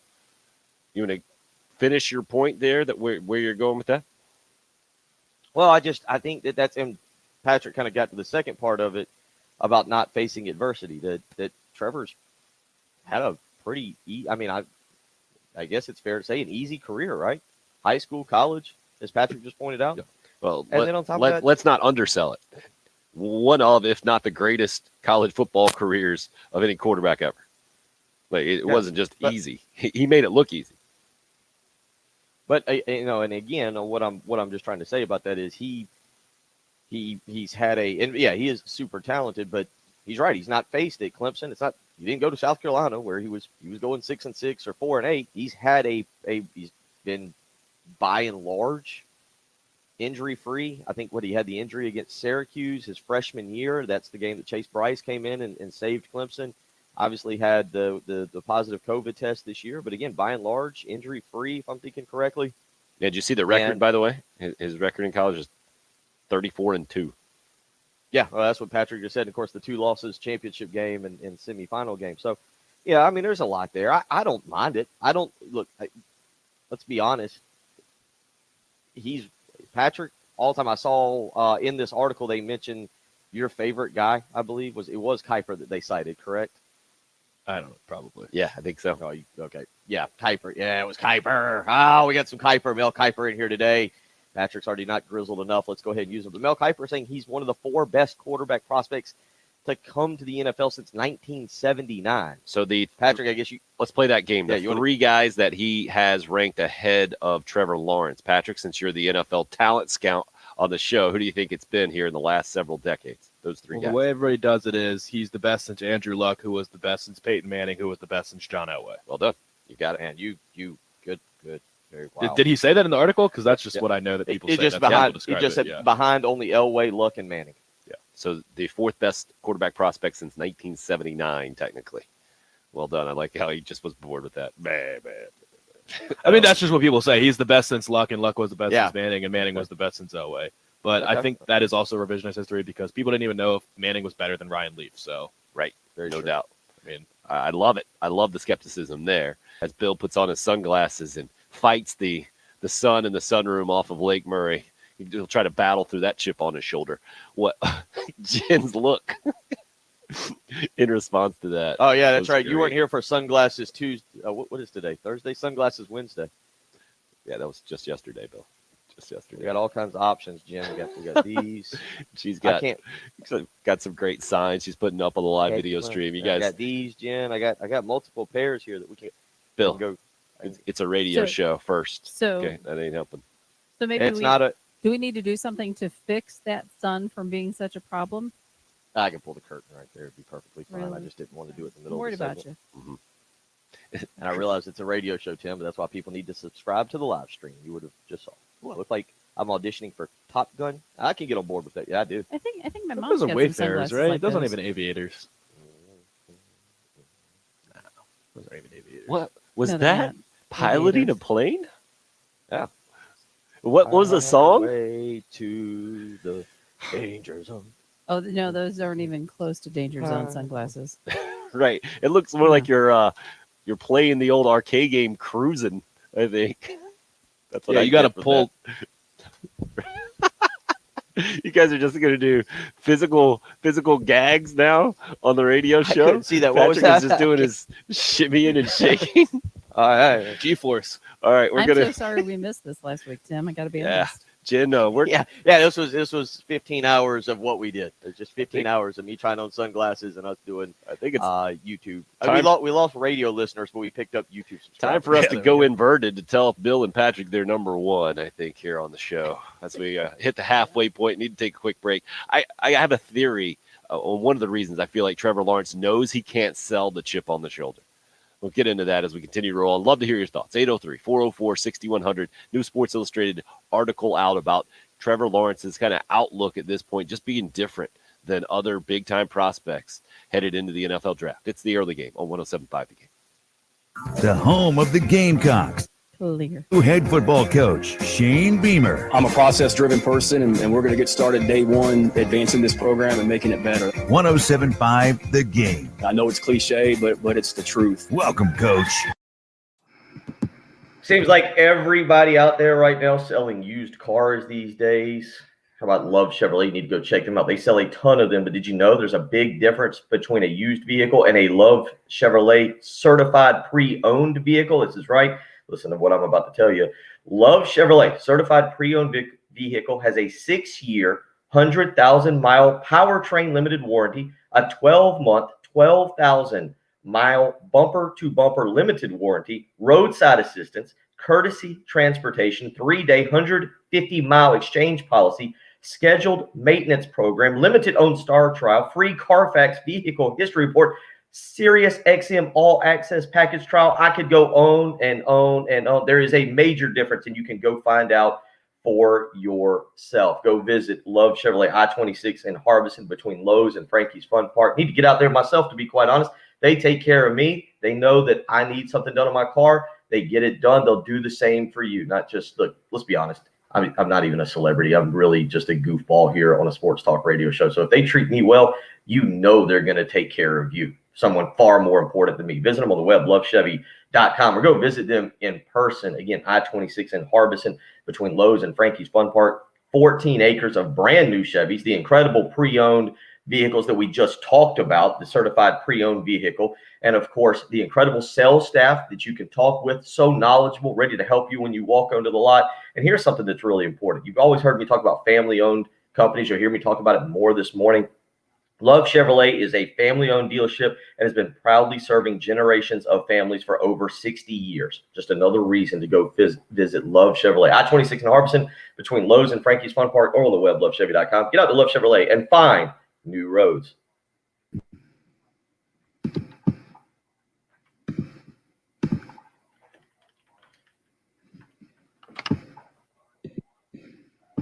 Patrick, that was fantastic. Gonna have to go back.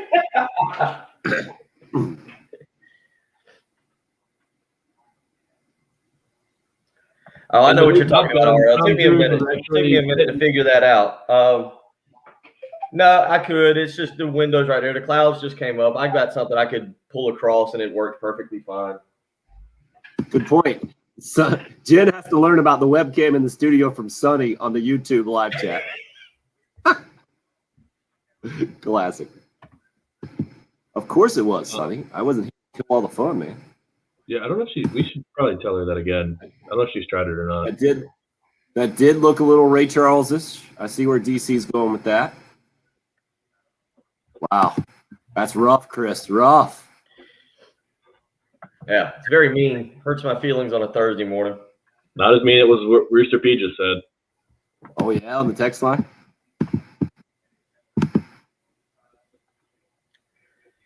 That's not. That's just truth. It's truth, and there's people who've confused me for Tom Cruise in one of those Mission Impossible movies. But when you call him the looks,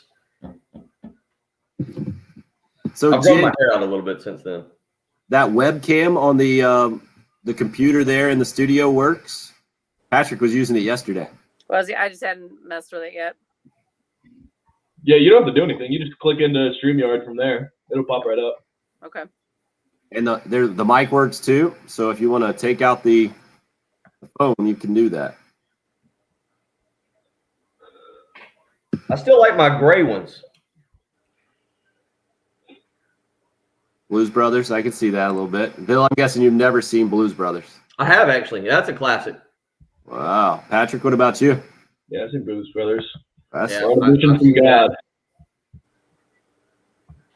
I gotta admit, I can watch most John Belushi movies, or definitely Saturday Night Live stand-ups. Did you guys see this list of the U.S. states ranked that went all over the place yesterday? Nope, did not. Maybe bring that up if there is a lull anywhere. What was it? USA Today list of what? Don't even tell us. Don't even tell us what. Okay, that's a good strategy. That's the worst states.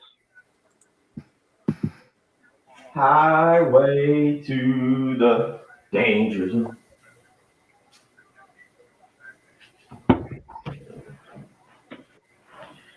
There we go. See, that's better.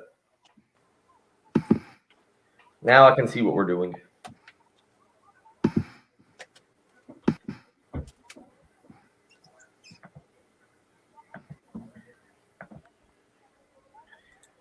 Aaron Rodgers looks a little creepy in these Jeopardy pictures with his hair slicked back and the mustache. And Agreed. You see all of his notes? I did see that. That was great. Did you see that yesterday, Bill? I didn't see that. Did you see it, Patrick? See what? His note on his little podium there that popped up on social media yesterday. No, I just saw the video of the guy getting the Packers question wrong. Right. That's Jen, you want to tell everybody? Yeah, just basically, he had a whole bunch of notes reminding himself to slow down and, be careful. And he had all kinds of sticky notes. And then he had one note to remind himself not to pick his nose or his backside. So, important things like that. Of course. It was interesting to kind of see his console and his setup, for being the host. I thought it was kind of cool. Right. Well, I like he's getting very mixed reviews. Really? I feel like they're all pretty positive from what I've seen. Well, I saw a lot of people saying that he's been boring because he's trying to be too much like Alex. And he said straight up, like, I studied Alex Trebek. I'm trying to do it exactly the way he did it. Fair enough. He said he watched film, studied his timing, and all of that stuff so he could be exactly like Trebek. Well, what are other people expecting him from an excitement standpoint? Like jazz hands and musical numbers? I don't know. I haven't watched any. I can't watch Jeopardy, so I can only watch the Netflix reruns. I haven't watched it yet. What anybody else did. Jen, have you watched it? I haven't seen it. I have not. I need to go back because I am curious to see how he would do. I know he's a very bright guy, which helps, I think.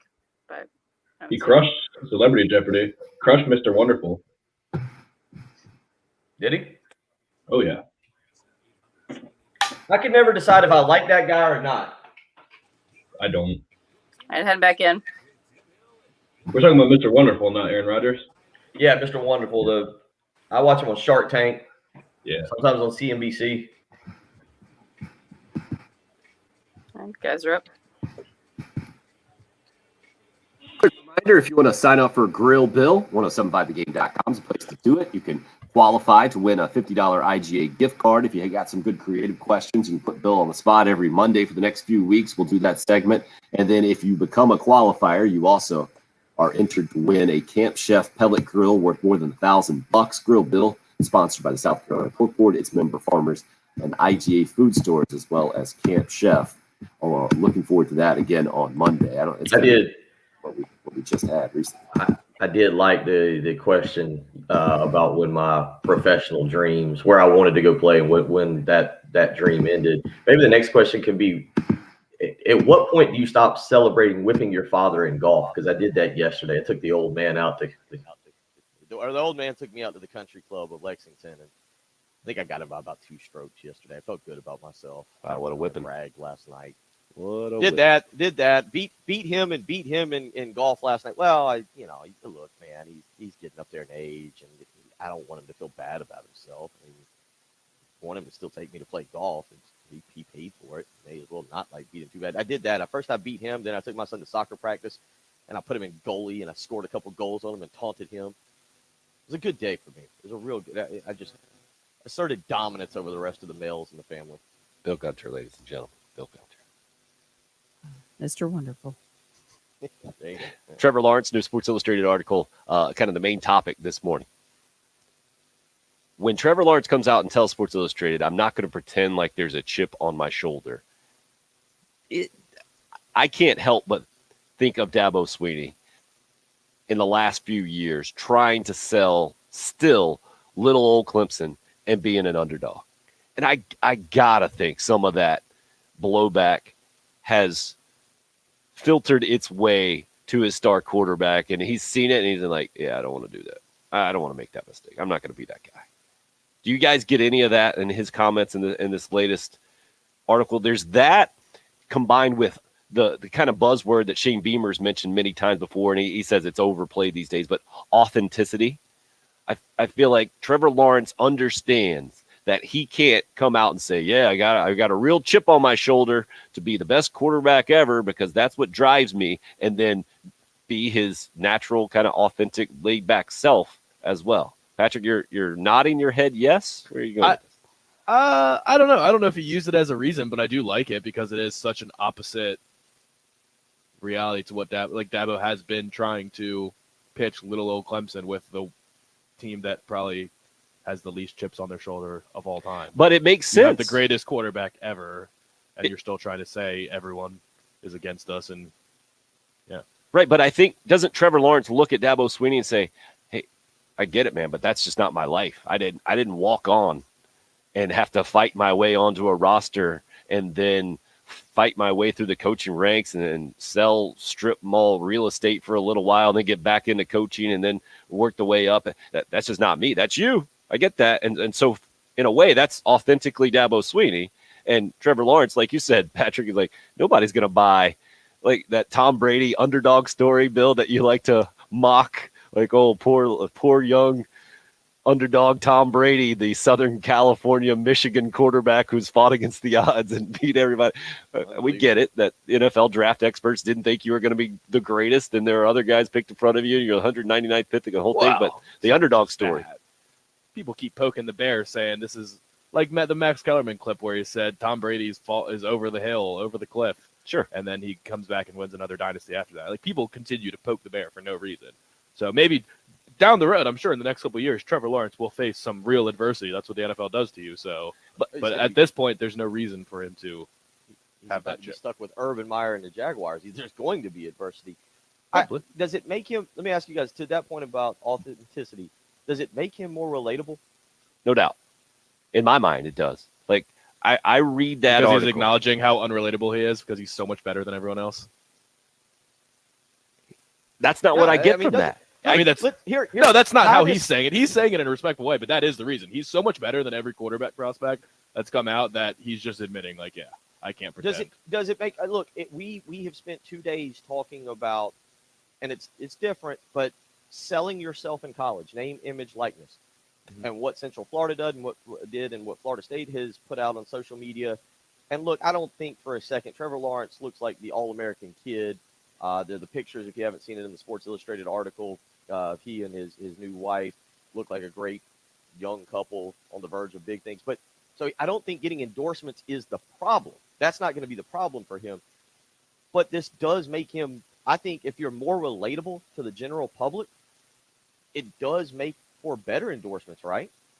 Like this makes it a little bit, it makes it easier to sell him, right? Like, I mean, that possibly. No? But I don't think that matters. Yeah, I don't think that has.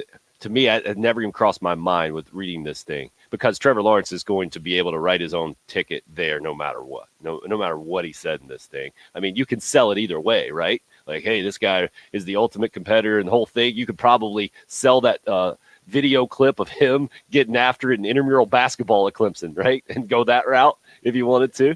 Or you can just sell this way too. Like, there's more to life than football. And that's what a texter hit us up with here, anonymous texter. Maybe he just meant that for him. There are bigger things in life than football. That's exactly what he meant. And Neil says, Trevor may not have a chip, but he must have a pretty big why to get where he is. He who knows his why can overcome any how. How about that? Getting deep this morning. Thank you, Neil, on the Cool Care Heating and Air text line at 803-404-6100. But the reason that we're talking about this today is kind of to your point. I think Bill or Pat, I forget which one brought it up about Urban Meyer being your coach now. And Urban Meyer is on the exact opposite end of this life perspective spectrum, right? He's the guy that's been burned out at a few jobs. He's the guy that won a national championship in Florida and had to immediately go lock himself in his office, pop a pill and drink a beer and call a recruit. He couldn't enjoy it. And now you have that combined with Mr. Hey, there's more to life than football. How's that going to work out, man? Maybe it's the perfect combination and the opposites attract, and Urban Meyer can actually learn something from the 21-year-old, or maybe this is going to be something that just doesn't work out. I don't know, but it is fascinating. This is interesting because we all agree, right? Urban Meyer's had obviously really good quarterbacks, really good teams, but we do all agree his most famous quarterback or prestigious is Tebow. Yeah. Like what Tebow was. And Tebow's given the speech, you'll never see a team play harder, or, I mean, just Tebow's not Trevor. Mentally, the mentality of football for those two is entirely different as well, right? Why? Yeah, I'm not getting I'm asking, are they? I don't think so. You don't think so? I think they're quite similar.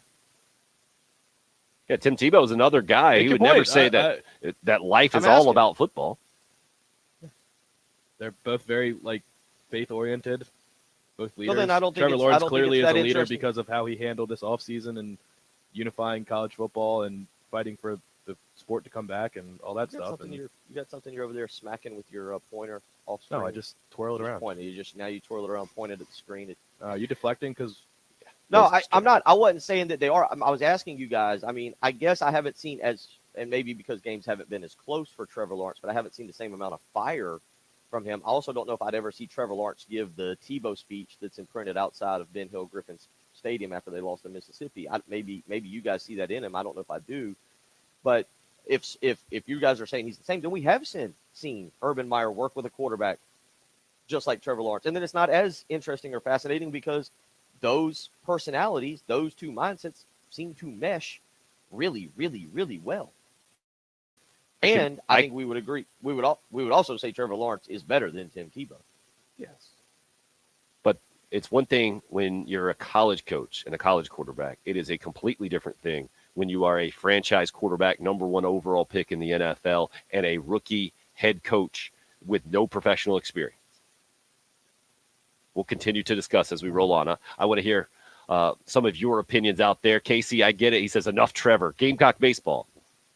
Well, Okay, what Casey. we've always proved this morning is if it wasn't for Deshaun and Trevor, Dabo would be back selling real estate somewhere. Thank goodness he was able to keep those guys. And that's your gratuitous Bill Gunter trying to poke the bear of Clemson fans this morning. Now they know it. They know it out there. They're listening. They're like, man, thank goodness. Otherwise, Dabo, get that guy. At Will Gunter on Twitter, where you can aim any kind of comments. You're listening to the early game here on 107.5 The Game. Your 24/7. I'm feeling pretty good. Pretty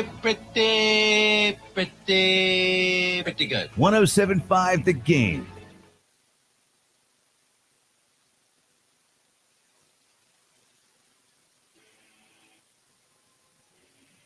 From the Shepherd's Glass Traffic Center, Shepherd's Glass, a true reflection of.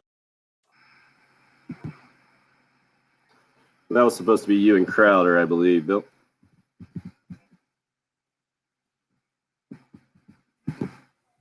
What was that?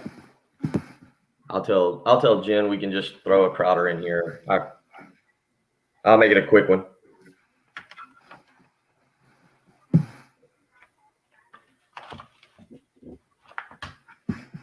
Patrick, I'm very concerned with my dad mindset with the 1-year-old that pointer is going to end up in your eye at some point. Yeah.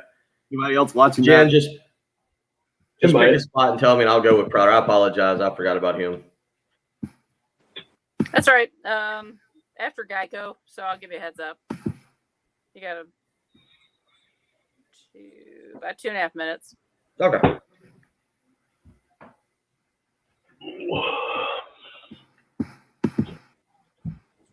Did I make a face or something? Huh? No, I thought maybe I did. I thought I heard say something about, did you see that? No, I heard the pause, and then before I could get back to my headset, you'd already started. I just totally. Yeah, that's all right. I was too busy taking my own troll shots at some of the text messengers. Just worked extra hard. Yeah. Yeah, great question.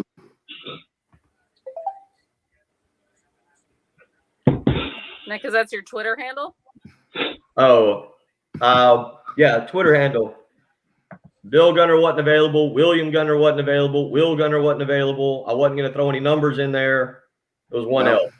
Not the question, though. Why are you putting that up as your name on the live stream? Because you don't have it written. That's a lot. Because I like that name. If I could redo everything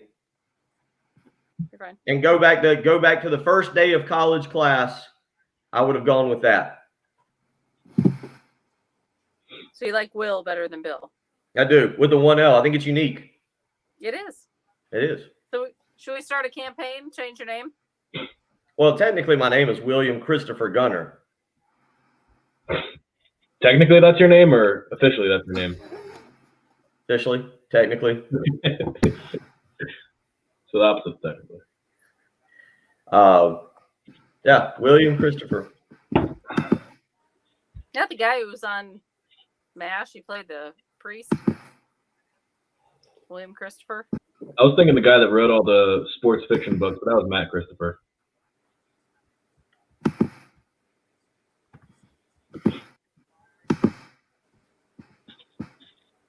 Oh, see, Charles. See, I got one. I got one response. Yeah. You just go ahead and call it a day. And I got Jim. See, that worked. I got him, Kim.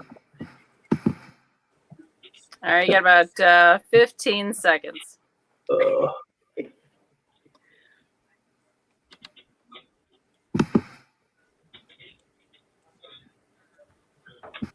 right, stand by. 5, you're up.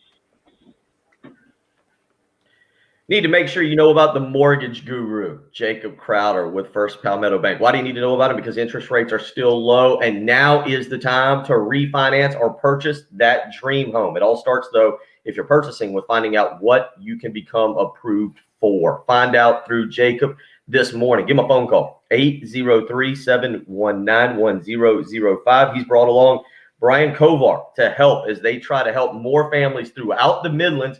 Someone like you who maybe is looking to make that purchase, wants to know what you can become approved for, give them a phone call today. Start the whole process, 803-719-1005. You can email them, the letter J, Crowder, CROWDER at firstpalmetto.com. You can also do that as well. Maybe you want to refinance. Maybe you've been looking at the interest rates. You think now is the golden opportunity. Don't wait around. Get in touch with them. They're helping people save $200, $300, $400 a month. He's the mortgage guru, Jacob Crowder with First Palmetto Bank, 803-719-1005.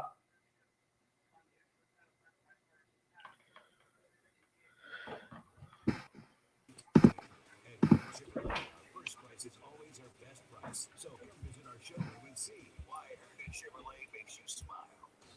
Download the TuneIn app so you can take 107.5 The Game with you wherever you go. And now back to the early game for better or worse with Tim and Bill. What do you think, Bill? You got anything for Sonny there? All right, you guys are up.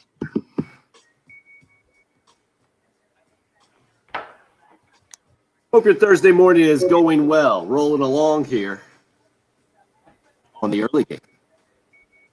Jadeveon Clowney at Cleveland Brown. Another Gamecock transfer in from North Texas, and James Posey V, a guard from North Texas, making it, 4 now official transfers in the Gamecock basketball program, and 5 on the way out.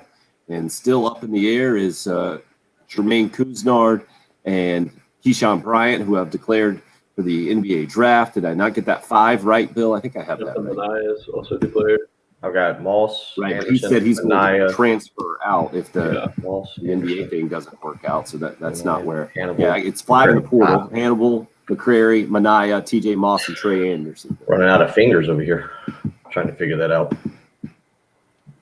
So the flux continues. I mentioned that simply because Frank Martin going to be meeting the media coming up here in just a little bit. 9 o'clock this morning, I think, is that scheduled time. We will not have that press conference for you here on 107.5 The Game, but certainly in the afternoon shows, you'll be able to hear plenty of that and the highlights of his comments that are highly anticipated, Bill, for a couple of reasons. First, his 2-year contract extension. We'll get to hear his perspective on that if he gets into it at all. I'm guessing we won't get a lot of detail on that, kind of like we didn't get a ton of detail from Ray Tanner earlier this week when he was talking with Jay Phillips on the halftime show, but that's just how these things go, right?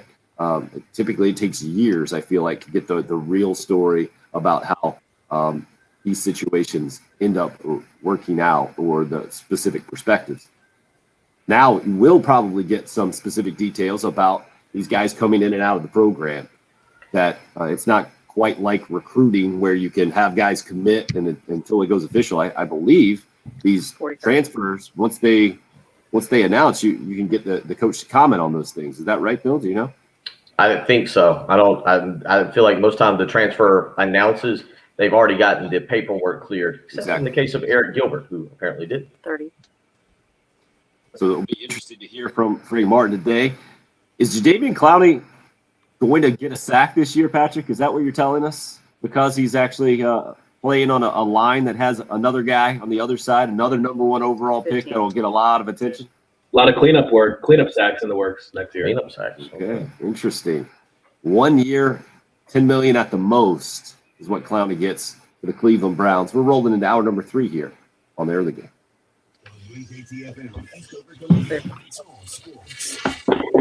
Good morning, Hope.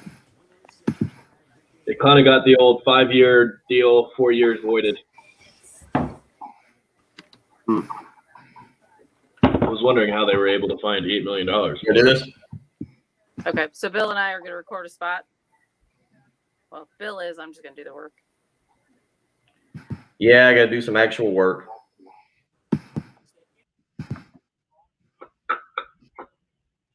Wow. He's enjoying your cool, your crisp and clear look, Patrick. We got a real webcam now. I was actually seeing if the laptop was the best place to put it, or like I was trying to experiment with, like, if I put it flat, would it be better for the board? Oh, that really highlights the board for sure. Yeah, but I don't like that angle. Yeah, it's not flattering. That angle is never flattering for anyone, sir. Nope. Wrong.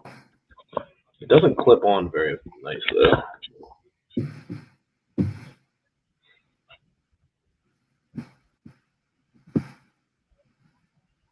Yeah, we don't like that. We don't like that at all.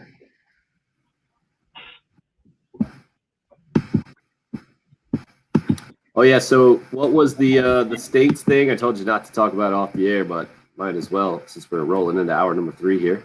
Just ranking the top 50 states plus DC. Oh, so in general, right? Somebody asked about that earlier. What are the top 5 states? I think that might have been.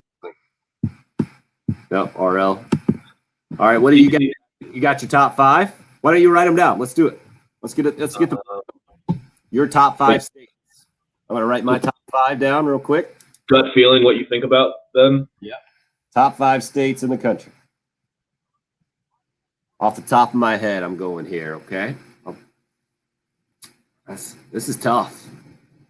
Overall, top 5 states. They're probably mostly places I haven't been. Oh, so you're one of those guys. Well, I've only been to, I don't know, 15 states maybe? How many? I have to look at the map. So I'm one of those nerds on the opposite end, I guess. I got 4 left to mark off. Yeah, I mean, I'd love to be able to Good luck. go. One. So I'm going to go with 5, 6, top 5 states overall. So where I am, maybe this is also where I am in life, where I would want to live with my family, as opposed to just visit, if that makes any sense. Okay.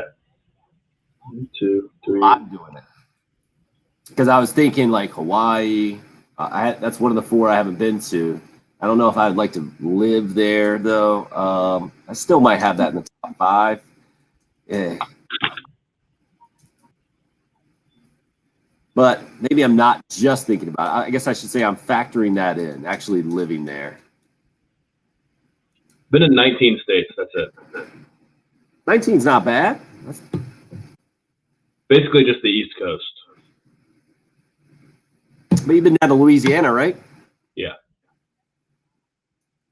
Yeah, if you just wrap around Louisiana, Mississippi, Alabama, Florida, Georgia, South Carolina, North Carolina, all the way. It's tough too because I'm a coast guy, but I also like visiting the coast, not necessarily living there.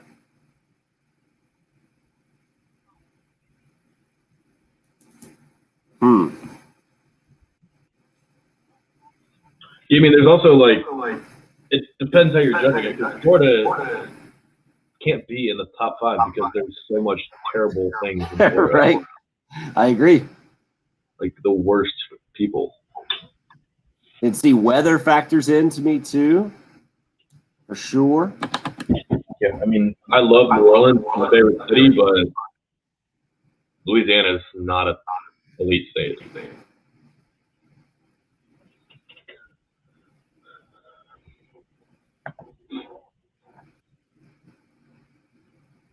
All right, I got mine. Ooh, RL. That's making me rethink one of mine. RL's list here.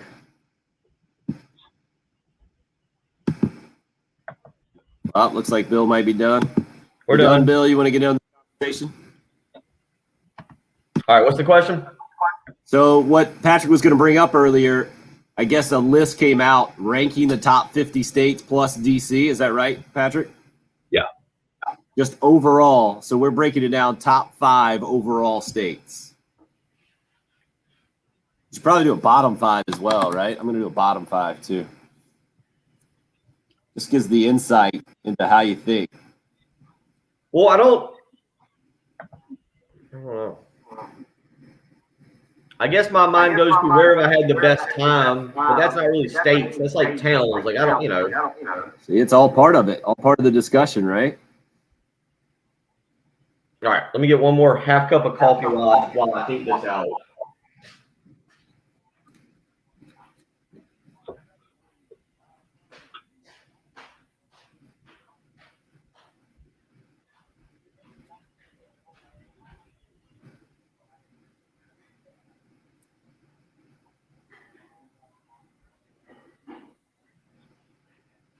Let's see what else we got. I'm going still to bottom 5.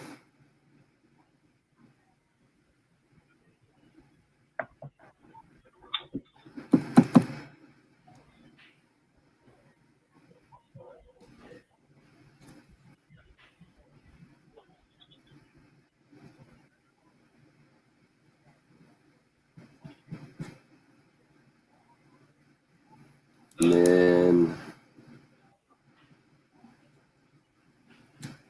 all right, got my top 5 and bottom 5. Patrick, what you got? Yeah, I got him. No, I got him. Craig, 1, 2, 3, 4, 5. Only one of those made my top 5 list. RL, one of those made my top 5. Although Montana did make me rethink, man. Montana is pretty amazing. See, good question, Hope. To me, it's live-in, but you can make it however you want to. It's literally just gut feeling which state is better. All the way they did it was they just gave people 2 options. Which state is better, and the head-to-head average that they got. Oh, interesting. So you can take it literally any way you want to.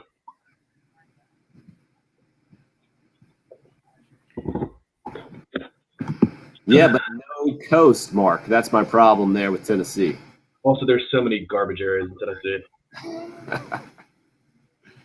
We're really going to tick people off here. I love it. Oh, bottom 5. Let's see who he's got. Yep, Jersey. See, I went North Dakota. Was going to put Mississippi in there. Didn't make that. That's an interesting one. Gotcha. All right, let's change this audio here.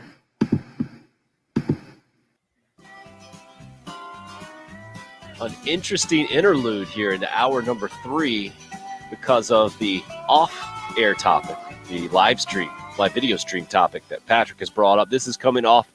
This was an article. This was who did this thing? Best states overall. Where did this come from? YouGov. I'm sorry? YouGov. I don't know what it is, but it's YouGov. So it popped up on social media yesterday. Then I'm guessing. Yeah, it was all over the place. Okay. Bill, you're working on your top 5 right now. It's just a gut. It's a gut feel thing, right? I went top 5 and bottom 5 overall states here.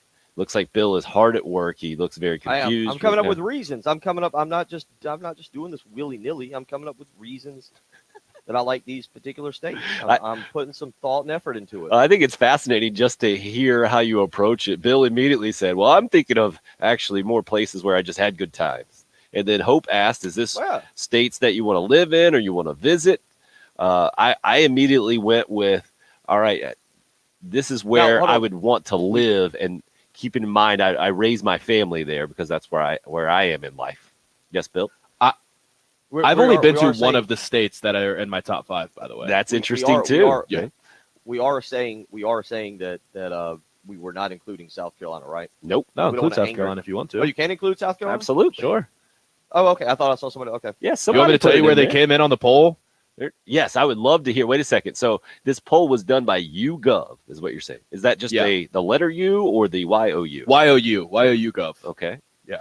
They just gave everybody head-to-head matchups, said which state's better, and people answered, and then your winning percentage ranked you ultimately. That's kind of silly, right? Because if your first one was your top 2 states, your winning percentage. Yeah, but it's like Hawaii versus this or this and this. Like they'd have several matchups. It's not just a bracket, like working your way up. They all got That's equal. An interesting way to do it.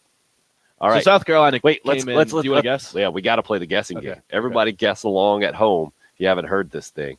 Jen, you get first guest here. We'll let ladies go first, especially someone originally from the state of Illinois that has now made her home in South Carolina for how many years? 25-ish? 25-ish, okay. Yeah. Where would you guess South Carolina is ranked nationally? 1 through 51. Washington, D.C. was in this thing too as well.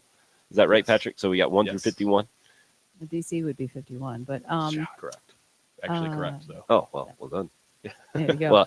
Gosh, South Carolina's got to be up there in the. I would say 5. Okay, Bill, South Carolina native, born and bred, Lexington, South Carolina. Never lived outside the state. Correct. Never lived outside of the Lexington, Columbia area.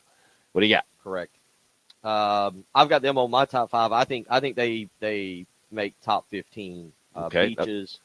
Beaches, sports, or a lot of things about the state. Greenville's really good. Charleston's really good.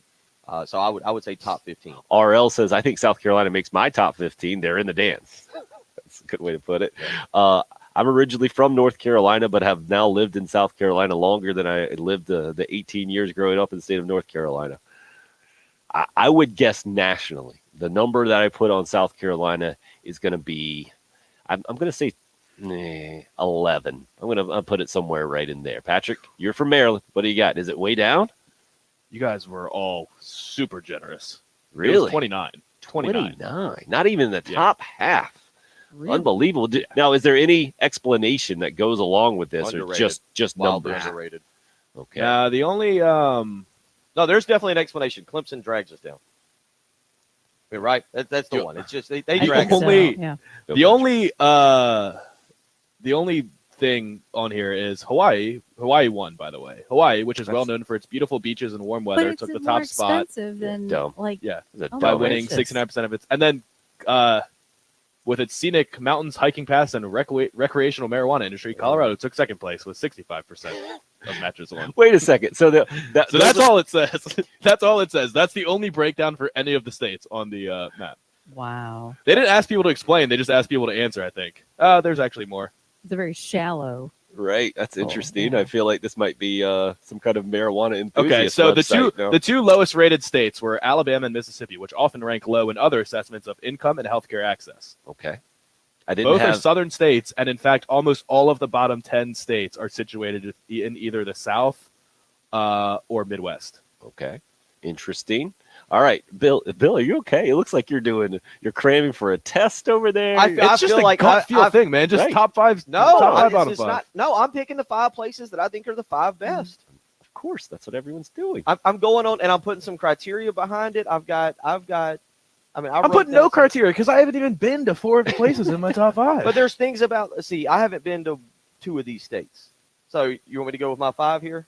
Yeah, let's get Are we ready? Bill's top 5 here. The most dramatic All right. top 5 of all time. That is caused I a said lot of these stress places in that I did this as places I would want to live. The top 5 states I would want to live. And one of the big criteria, I didn't want to go with a huge state. I don't want to live in a huge state. So I went.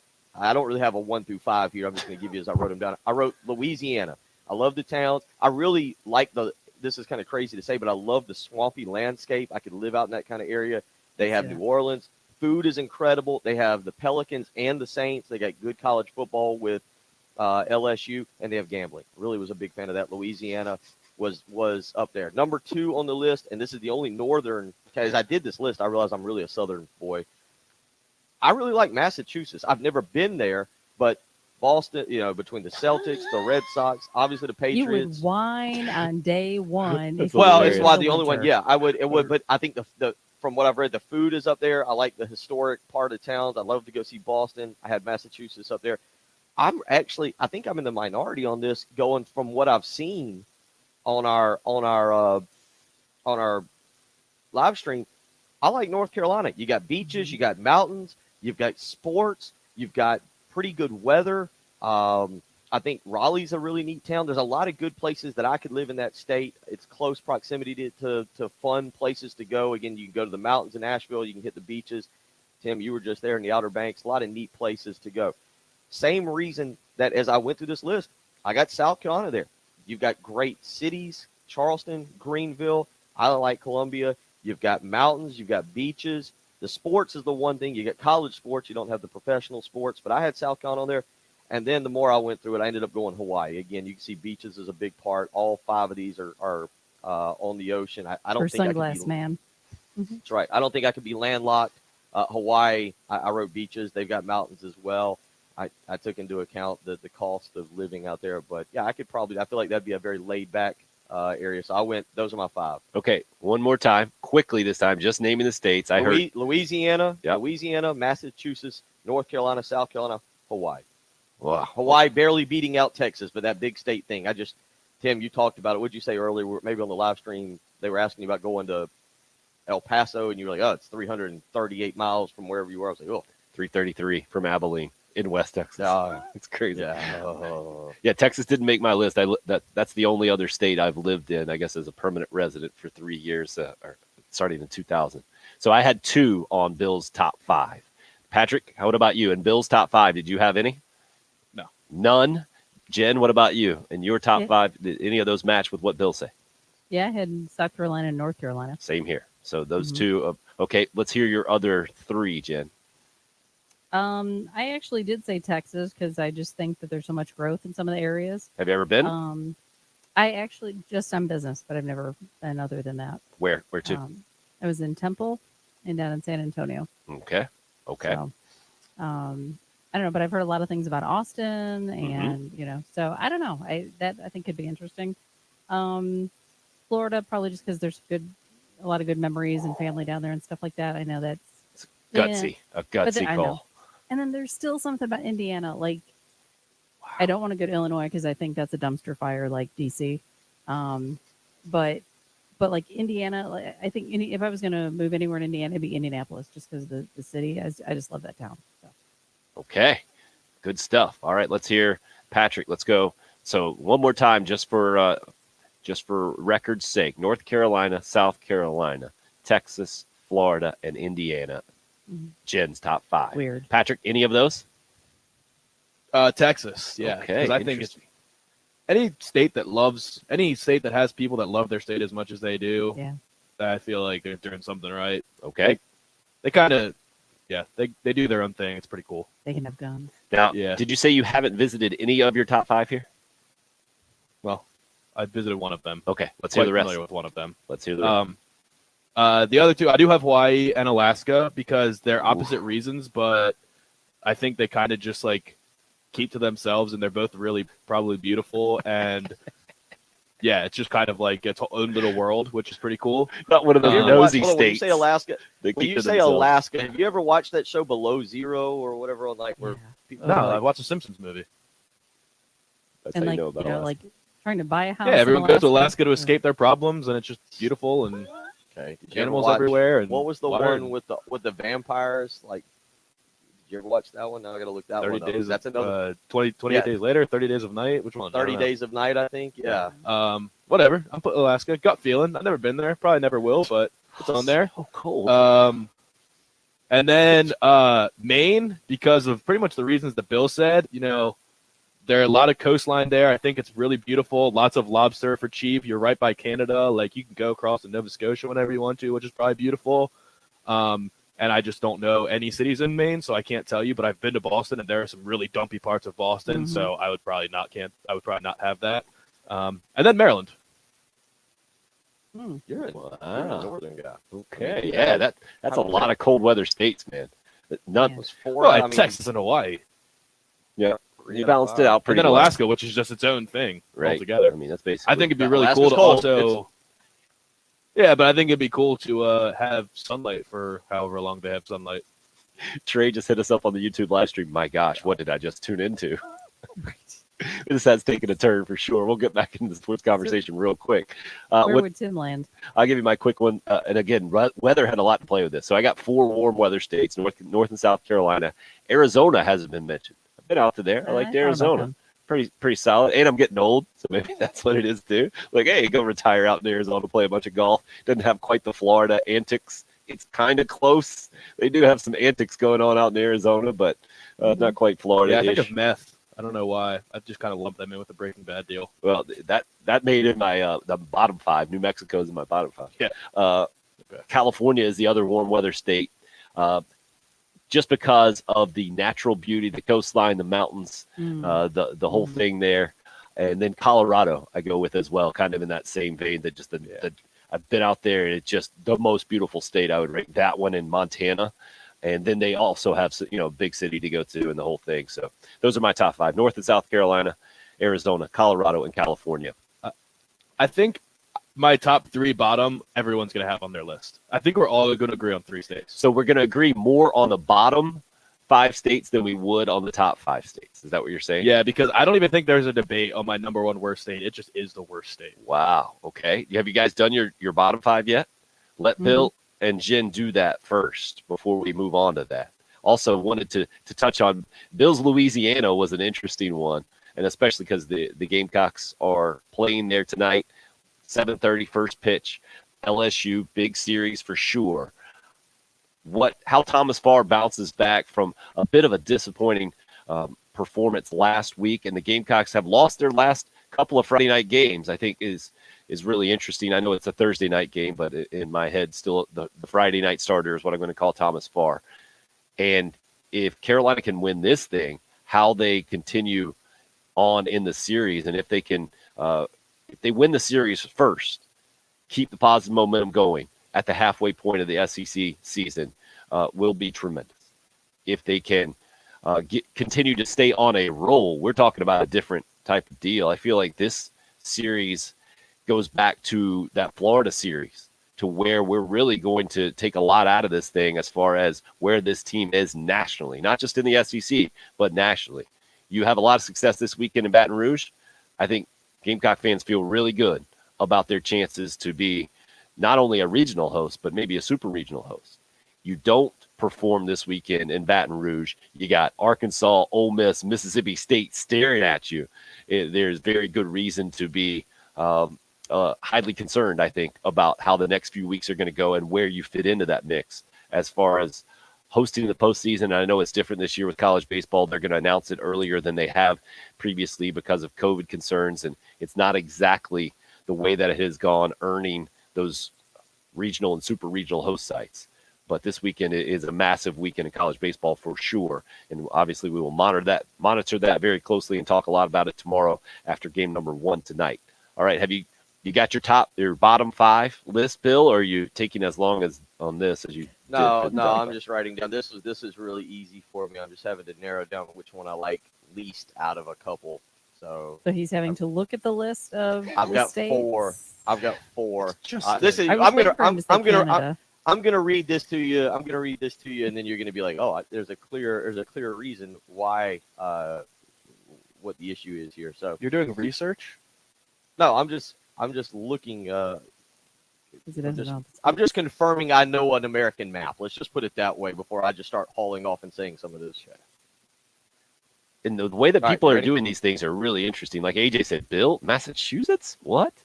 Jim down in Goose Creek says states with no tornadoes or hurricanes. Okay, that's a good way to do that. Cocky Codger just goes with South Carolina, Louisiana, North Carolina, Big Sky Country. I'm guessing he's meaning Montana or Alaska. Well, that would be 5 if you put Montana and Alaska in there. All right, Bill, you got the bottom 5. And Patrick, let's all guess. Patrick, you think there is one state out there that should be the 50th state in the country on everyone's There's list? one state that has no redeeming qualities. Interesting. Jen, do you want to take the first guess at that? I'll give you first crack. DC. Yeah, well, It's not- that was added on well, the list. I don't count it separate, either. yeah, separate. Oh, okay. Real total state. Real state. And Illinois. I'm very familiar with it. from No, Illinois. Chicago Right. It lifts gives up it the whole state. I some don't know anything redeeming else value. about the rest of Illinois. No, but the state is just so crooked, and anyway. Go ahead. Well, we're hardest on our own, right? We are. Bill, what do you think? What's the one state Patrick's talking about? That has no redeeming qualities. Right.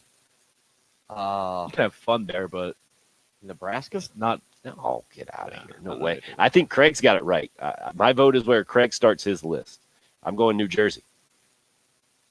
New Jersey is one of the 3 that I said I think everyone will have this on their list, but it's not. Number 1, worst state, West Virginia. Wow. Really? I didn't even think Yeah. about Wouldn't that. have I gone didn't there. put it in my There's bottom no 5. nice area in West Virginia. I mean, I live 20 minutes from West Virginia. I used to go there and bet horses in West Virginia when I was like 17. Yep, there you Like, go, can right do there. whatever There's a you want. redeeming quality Right. right there. Like what University of Built it. West Virginia, West Virginia University. I'm sure you can have a great time, but it's not going to be anything good. Nothing good's going to come out of it. West Virginia is a terrible state. So you got New Jersey and West Virginia in your 3 that you think everybody should have in their bottom. What's the Yeah, what's and the then third? one more. I went. Ohio. Ooh, okay. Yeah. Had a Nobody professor- wants to live in Ohio. I had a professor in college that said, "Hey, if you haven't been to Ohio, don't go." Yeah, I mean, Jadavion Clowney did everything he could to avoid Ohio. Yeah, They gave me $8 million, and he said, "Okay, fine, I'll do it for 1 year." Yeah, that was. But New Jersey also. New Jersey, you're either the worst part of Philadelphia or the worst part of New York. So either way you slice it, I'm it's with not you going on to be Jersey. good. See, I didn't have those other 2 in my bottom 5. I've got Delaware because what was Delaware? What's going on in Delaware? I got nothing there. Delaware's tiny though, and there's a lot of beautiful coastline in Delaware. So Coastline is important to me. There's no state on my list that was touching the ocean. a lot of people in Maryland go to the beach in Delaware because the Ocean City, Maryland, is not nice. Okay, North Dakota is on my list of bottom just because it's so cold. There's not much going on up there. I haven't visited, but I've been to South Dakota close enough. I'd love to go to a North Dakota game in Fargo, though. North Dakota State game in Fargo. Okay, though. I'm with you on that. It's a bucket list item. Oklahoma is on there because I hate wind. And Oklahoma, the Thunder, just not doing it for me. I mean, you do have college sports there. That's a redeeming value. But other than that, not much. And New Mexico is my other one, maybe just because I watched Breaking Bad recently. And I've driven through there. I could. Oklahoma does seem to be all the worst parts of Texas.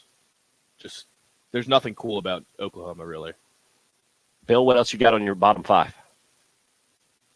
Yeah, I started with the number one was easy. Kansas. I have no interest in Kansas. That's a plane flight to any beach you want to go to. I'm not. There's zero interest. Get that. Nah. Number two is just north of it, Nebraska. Again, I don't know what the cornfields and man, I can't do that. It's cold. I had a friend growing up from Nebraska. Doesn't look fun at all. Number three is just a little east of Nebraska, Iowa. Again, I'm not sure what I'm gaining there in Iowa. It's cold. Boring. Add some tornadoes. Boring, yeah. I started getting a little bit closer. I threw in Oklahoma. Tornadoes terrify me. It just nothing about the state of Oklahoma was appealing. And then fifth, I narrowed it down. I had That was five, wasn't it? Kansas, Nebraska, Iowa, and Oklahoma to me is four. Okay. And then fifth, I initially thought Missouri, but I think there are some decent qualities to Missouri, and I went with Tim's New Mexico. Yeah. I don't know anything about New Mexico. It just doesn't seem appealing. That doesn't sound like a place I need to be. So See, I did have Missouri on mine, as well as Mississippi, but I think I'm ready to swap out Mississippi for Oklahoma. I think you guys made the right call with Oklahoma. This is an interesting conversation in multiple ways. We'll try to steer it back to sports maybe a little bit as we roll on this morning. 803-404-6100 if you would like to weigh in. The Cool Care Heating and Air text line up and rolling. Wyoming, that's a good one, Jason.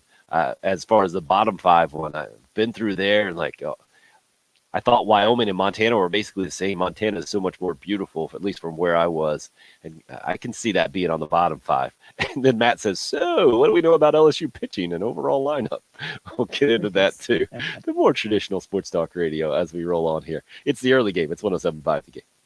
It's a new year. They're hungry. They're driven. In a new attitude. I want guys that want to be here, not just going out there to hire some guy that has a Beaufort Lending. It's not some retreads. We're a bunch of guys that I think are ready to prove to people that we can do some special things here. New attitude. All right, going to take this over here, throw this up.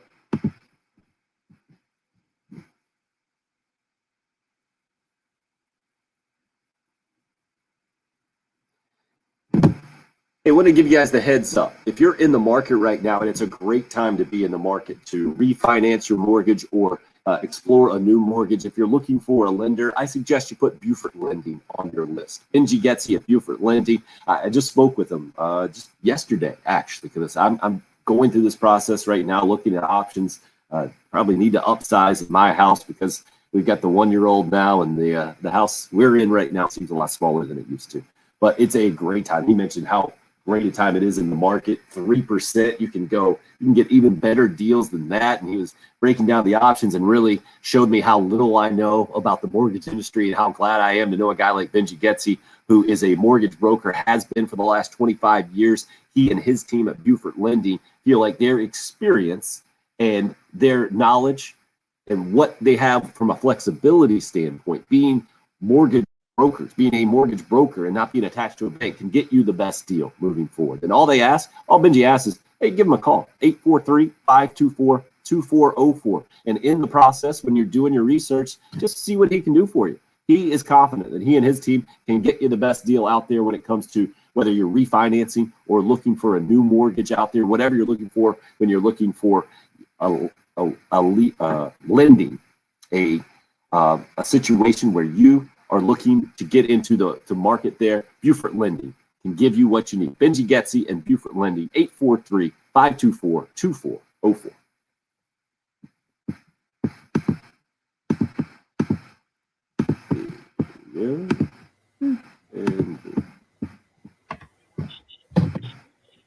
That's a weird look Patrick's giving there.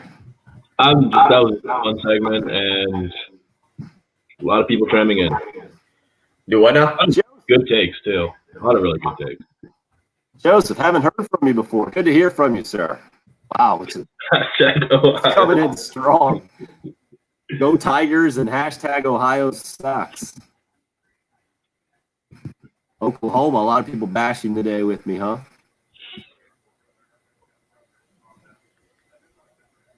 I feel like New Hampshire's beautiful gray. I think. I don't know. I really don't know.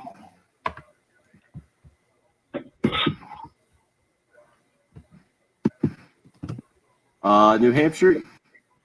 I don't know. Yeah, I don't think there's much there. I also did it slightly differently. Like, I would for sure live in New Jersey, but I do think it's one of the 5 worst states. Yeah, I know you at least got Atlantic City. I know that it's not like awesome or anything, but you can at least go there. I think maybe get in a night, get in an afternoon. I mean, I'd live in Jersey if it was close enough to take a quick drive into New York City. Like, that would be. I wouldn't live in South Jersey. South Jersey's terrible. It's always a bad sign when you're talking about a place when you're just saying it's close to another place. Exactly. Yeah. Was Twister based in Oklahoma? I think so. Jack, what was the guy who, I hate to say it, the guy who passed away that's in there? He was wearing an Oklahoma hat. Bill Pullman. Who? Right. The actor, is it Bill Pullman? I don't think. No, Philip. Was it Phil? Is he? No way.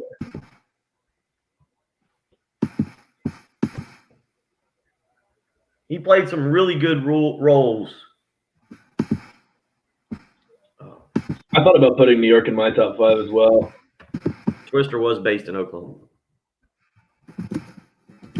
Because I Seymour Hoffman, Philip Seymour Hoffman. That was his name. I got to it I got him before. Bill Paxton was like the main character. Is he the one that passed away recently? He and Bill Pullman always get confused. Did Bill Pullman pass away recently? No. Oh, Bill Paxton. Did he? Bill Paxton pass away? And no, Trey. There's not spoiled. No, Philip Seymour Hoffman passed away in real life. He didn't pass away in the movie.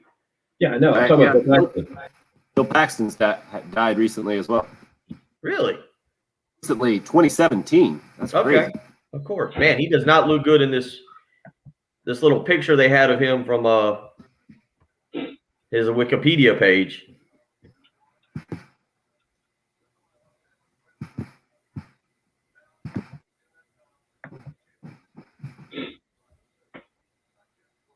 How did Nevada not make bottom 5?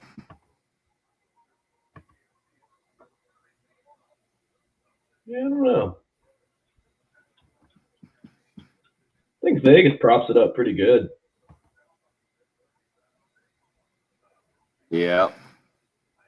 It's interesting to see what people are sending in, because I'll admit, like, there are states that I'm not saying I'd go live in Jersey and New York are one of them, but also I could live in New York. There's stuff to do. There are things you can, like, having something to, like, I don't know what in the world you do in Iowa, Nebraska, or Kansas. I saw somebody say Kansas is a good place for hunting and fishing. I don't do either of those, so. Well, I'll fish. I'm going to try fishing this afternoon. I saw. Yeah, I mean, I would definitely live in Jersey. Tuesday afternoon, I walked out on a dock here, and it's where the ramp hits the floating part of the dock. So there's a little underneath where the ramp is and where the floating dock is, there's probably a little 2-foot area that's covered. So I've got my fishing pole and I'm walking down. All of a sudden I hear this sound, this sound, and out from under that ramp, I was probably about 1.5 feet, 2 feet away. There had to be a 4.5 foot. They're telling me it's a water snake. And that and the neighbors over here to my right are just like, oh yeah, he's out there every day, just hanging out underneath that area. I was like, well, if we know where he's at every day, why is he not gone? It seems like a great opportunity. Like, dude, it was huge. I literally have not seen a snake in the water. It's 4.5 feet, and it's round. Oh, no. Like, it's taken down some animals. He needs to go. That reminds me, did we talk about last week did you guys see the water monitor that looks like a Komodo dragon climbing the shelves at 7-Eleven in Bangkok? Nobody saw that video. The what? The water monitor did what? 7-Eleven Bangkok. The lizard that was climbing the shelves. And in that story, dude, you have to type in 7-Eleven Bangkok on Twitter, and I guarantee you that will be like the first thing you see. It is crazy. Somebody in the comments, please tell me that you saw it and give me some sort of satisfaction here. That sounds terrifying. Yeah, no kidding. And we need to do a pretty short segment here to get Gary Tharp on. Oh, yeah, that's right. Well, you're in charge. I mean, when y'all feel like I'm getting too long, y'all usually just cut my mic. Wah. Mark, you're very surprised no one's talked about a guy who might play for the Gamecocks in 4 years. I'm going to just retweet the video of the 7-Eleven, so it's on my page right now. It's insane. Yeah, because I could just like Google it and I'm seeing nothing. It's nuts. All right, come back in. Short segment, Bill's specialty. I'm never going to be able to forget that, Patrick. Thanks. No, it's insane. I couldn't sleep.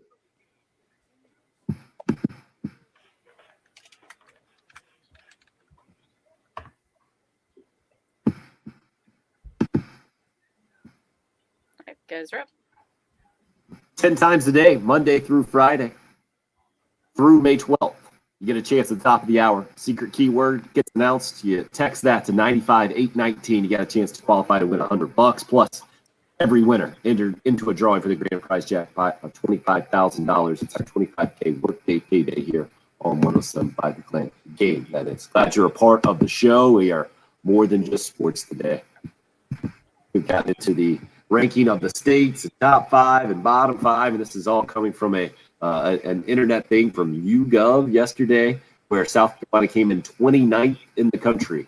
Patrick just told us. Okay, 29th. That seems awfully low. I think a lot of us had it in the top 5. It makes sense. Like, to me, North Carolina came in number 5.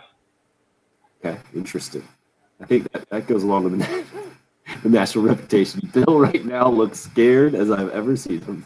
You're watching that video of the lizard in Bangkok. No.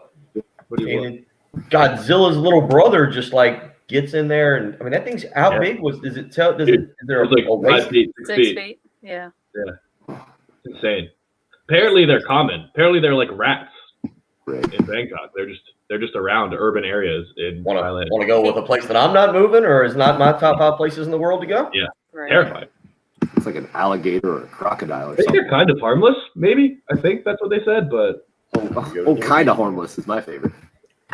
Yeah. It's like something you might encounter in one of your swamp areas, Bill, that you said you like. The Oh, there you go. True. Yeah. I mean, I like that's one thing. Sadly, what was it? I always liked the opening of the first True Detective and just showing the landscape of Louisiana. And that I always, yeah, I mean that's the majority of the state. That's why. Yeah, it is. Even though New Orleans is my favorite city, and I agree with you. I think it'd be fun. Too many Good food. spooky things. Yeah. Good food for sure. And now the Gamecocks are down there. LSU tonight, Thursday, Friday series, and someone was asking specifically about LSU and who hooked us up there. I forget who it was on the live video chat here. Had the batting average and ERA. Batting average much better than the ERA. It looks like from an SEC standpoint. I think hitting 272. Bill Morgan. Second in home runs to Arkansas. Is that right? And then the ERA was 4.4, something like that. Yep. With what I was talking about yesterday, that how Todd Walker, the former LSU standout, when he was doing the game, the South Carolina game against Missouri on Sunday, was talking about how going into this season, it was a more proven, more question marks in the lineup. And then it's kind of flipped from a strength standpoint for LSU, who sits at 3-9 in SEC play. And yet they're 17-3, I think, outside of the conference, 20-12 overall. So still in good position to qualify for the postseason, but they're one of those SEC teams. They're not alone. They got to figure out how to win games in conference, and they got to start doing it now. So from that standpoint, the interesting part of this series, gentlemen, if Bill, if you can get out of that video and get yourself back together. I've moved past. I'll bring up in the live stream what I just discovered about these monitors. Apparently, they can count to 6. This is what happens when we go off topic here. This series is more important to LSU than it is to South Carolina, just simply because of what has been built up through the first 12 conference games. Man, LSU is in a bad spot at 3-9. The Gamecocks are in a really good spot at 8-4. Obviously, you want to have success no matter what series it is and where it is in the season, and knowing you got Arkansas and Ole Miss and Mississippi State still on deck for Carolina, it's only going to get more difficult, really.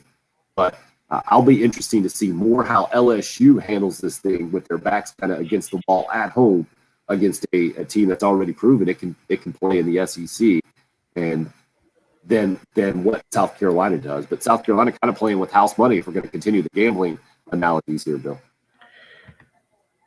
Yeah, I mean, obviously, Captain Obvious here, you can't go down and get swept. You know, you've got to win one of two. We've joked about the story that Jerry Meyer told us about the hostile environment, the home field advantage of Alex Box Stadium, and what you're going to run into there against LSU. They're 16-8 at home on the season. And you're right, Tim, this is a team right now that's got their back against the wall when it comes to conference play. They got swept by Vanderbilt. Look, South Carolina's about to face this, right? Like, LSU's played number 2 Mississippi State, in which they won 1 of 3. They played, I think, what is Tennessee now? Right now, number 6, I believe, maybe a little bit higher, but I believe Tennessee. Yeah, they're obviously in the top 6. They were swept by Tennessee. They played number 2 Vanderbilt, I believe. I'm looking at I don't know if this is where the team was ranked at the time or if it's where it was at now, but they were swept by Vanderbilt, and then they won 2 of 3 against Kentucky. They've played 3 top 6 teams. And so, yeah, you go, man, 3-9 is not good. But look, South Carolina's about to do the same thing. I know LSU's not in the top 6 right now, but South Carolina's about to do the same thing over the next 4 weeks after this series. So don't look at the schedule and think, man, it's a struggling team. They just played some really good baseball teams. The Tennessee series was on the road. The Vanderbilt and Mississippi State series was down there in Baton Rouge. So I think it's kind of one of those things. You're getting a wounded team, but it's also still a really good baseball team. And don't read too much into the 3-9 schedule because, again, those losses are coming to top 6 teams nationally. The top 5, you could say. I think I got Tennessee ranked 5, Ole Miss ranked 6. In D1 baseball, Mississippi State at 4, Vandy at 2, Arkansas at 1. The only non-SEC school there in the top 6. And D1Baseball.com is another team on Carolina's schedule that they played out at Texas. Texas is now to them. If there was a betting aspect of this, would you guys agree that LSU, if you had to bet on who wins the series this weekend, LSU would probably be favored? Yeah, just because they're at home. For sure. Yeah, I mean, it's going to be a tough series. South Carolina needs to win it. Obviously, you need to win every series you can. I was trying to scroll D1 baseball to see if they had any postseason projections real quick and just see where they were projecting South Carolina in their bracketology, so to speak. But Tim, to go back to it, this LSU team, yeah, they're 3-9, but dig a little deeper and you see that some of those losses there are to really, really good baseball teams. But that's part of playing in the SEC. Bill Morgan, obviously concerned. He's given us some of these stats, mentioned that LSU's got a couple of more homers. He said for all the hype about USC offensively the first 11 games of the season, they now rank second to last in team batting average. Wes Clark now below 300 on the season. Okay. But they also are 8-4 in conference play and sitting at number 10 in the country in this latest D1 baseball, number 11 in the country, in this latest D1Baseball.com poll. We'll continue to discuss this series a ton as it rolls on. And I love these Thursday, Friday, Saturday night series. We get to break it down that first game on a Friday morning show. When we come back, going to break it down from a NASCAR picks segment standpoint with Darlington president, former longtime Gamecock Sports Information Director, Kerry Tharp. Bill's obnoxiousness level will probably go up. Maybe we can get Kerry's top 5 and bottom 5 states since he's been all over the place. Bill, was that a NASCAR driver move you were doing there? That's right. Continuing to drive. Move you did. Never flown a plane, so I just assume it's like driving a car. It's what I do when I do wheels on the bus with my 1-year-old. There you go. Yeah. Assume it's the same. Dramatic conclusion of the Thursday edition of the early game coming up next here on 107.5.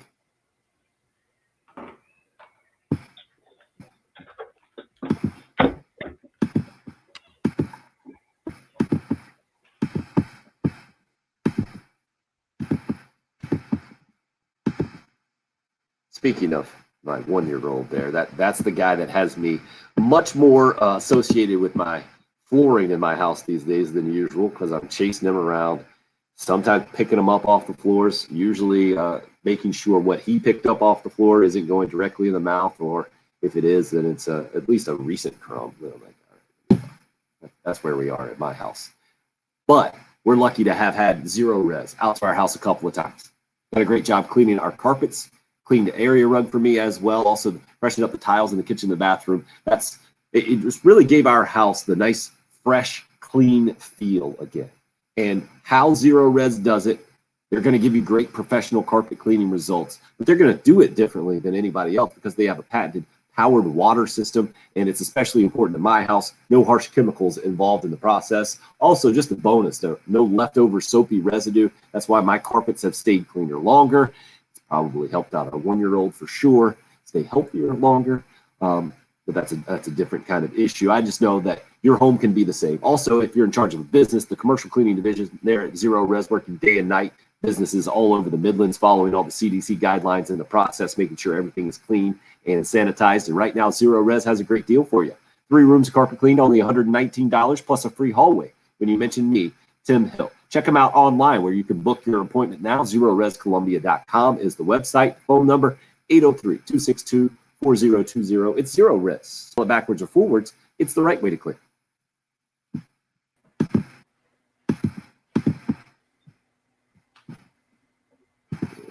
Nope. It's cute you guys wearing your matching garnet today. What? You and Patrick wearing your matching garnet. I've been trying to camouflage this pointer in with the whiteboard from the last one. Can't even tell I'm holding a pointer. Good to know. May 10th, so less than a month away of the regional host site. And I would imagine they have to determine the super regional sites, like how that bracket works out at the same time. More stats coming from Bill. Yep, the pitching staff strong. I'm guessing he's talking about Carolina and not LSU there, right?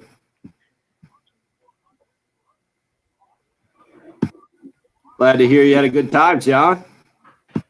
Yeah, I think Top Golf is great for those of us who struggle at actual golf because the bad shots just go away and you can get rewarded for some good. Patrick, you all right over there? Yeah. Just drink a whole pot of coffee. There you go. Attaboy.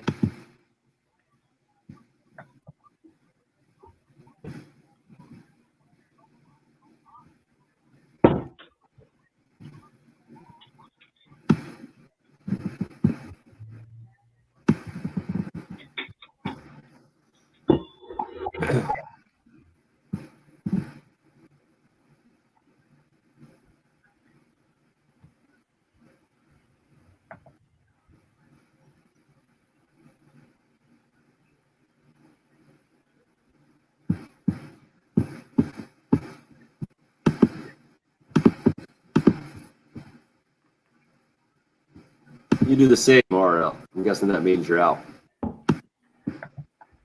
What? RL says, have a good day. Oh, all right.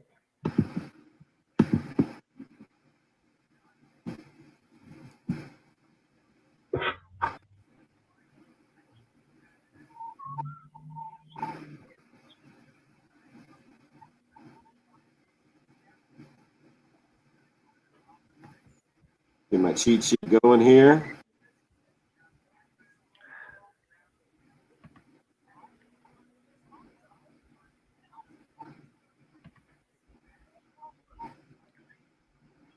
Woo. Jen's struggling in these picks. Yeah, she's not doing well.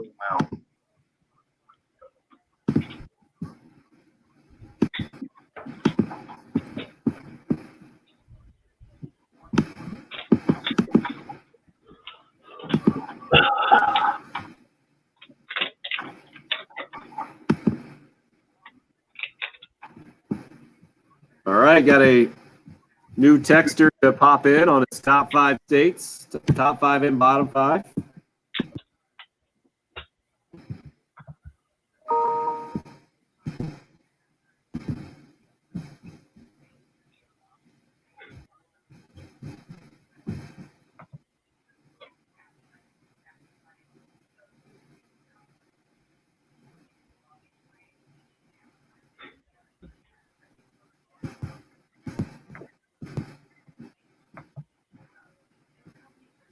Patrick, what you reading? You got a smart. The texter. I knew that was going to become part of it for a lot of people. Which texter? Jack. Oh yeah, political stuff. Yeah.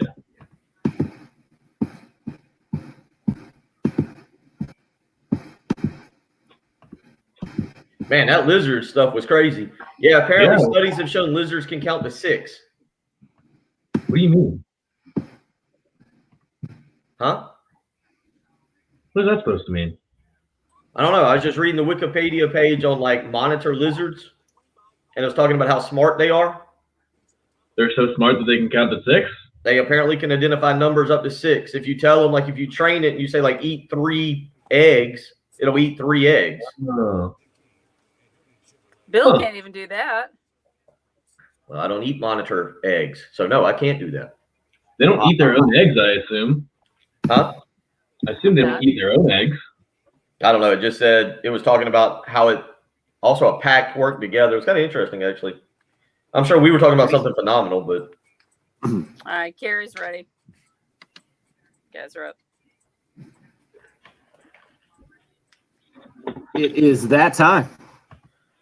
Thursday morning, 8:49. We are going out to the Love Chevy phone lines to be joined by one of our favorite guests. He's not really a guest much anymore. He's just a fixture on the program, longtime contributor, and NASCAR guru, we'll call him here on the show. Darlington Raceway President Kerry Tharp joins us for our NASCAR pick segment. Kerry, hope you are doing well this morning, sir. Spring day here in Darlington, and getting a little closer to our race weekend, but always enjoy being on with you all. DarlingtonRaceway.com. If you want to go check out the latest information, you want to get tickets for the first of Darlington's 2 races this week. Now, I'm guessing another reason you're in a good mood is you're right there in the picks contest, unlike your fellow NASCAR enthusiast on the show, Jen Jensen, who is in dead last, and it's not even close. It's not looking good. But You know after, what? I just could take Blaney out. Like, dude, you were winning the race. You run over a hose and the money stopped. What? well, Denny Hamlin was a good pick that you went with at Martinsville, Kerry. He finished 3rd overall, so you get the second most points. Unfortunately, Bill had Chase Elliott, who finished 2nd in the race, and he gets the most points, and he continues to lead our NASCAR points segment here as he celebrates visually only and claps for himself. Boy, he does. As I told Jen this morning, that's pretty disappointing. But you know, we'll let him gloat there for a few days, a few weeks, even maybe. But as the season gets a little bit further into the season, I think that's all going to turn around. I think so too. I turned his Maybe mic next- down for just a second, so we didn't have to quite so much. Maybe next year I'll start low and have a comeback. That would be a different theme of how we do things. But that'll be next season. Right now, I'll just. Oh, okay.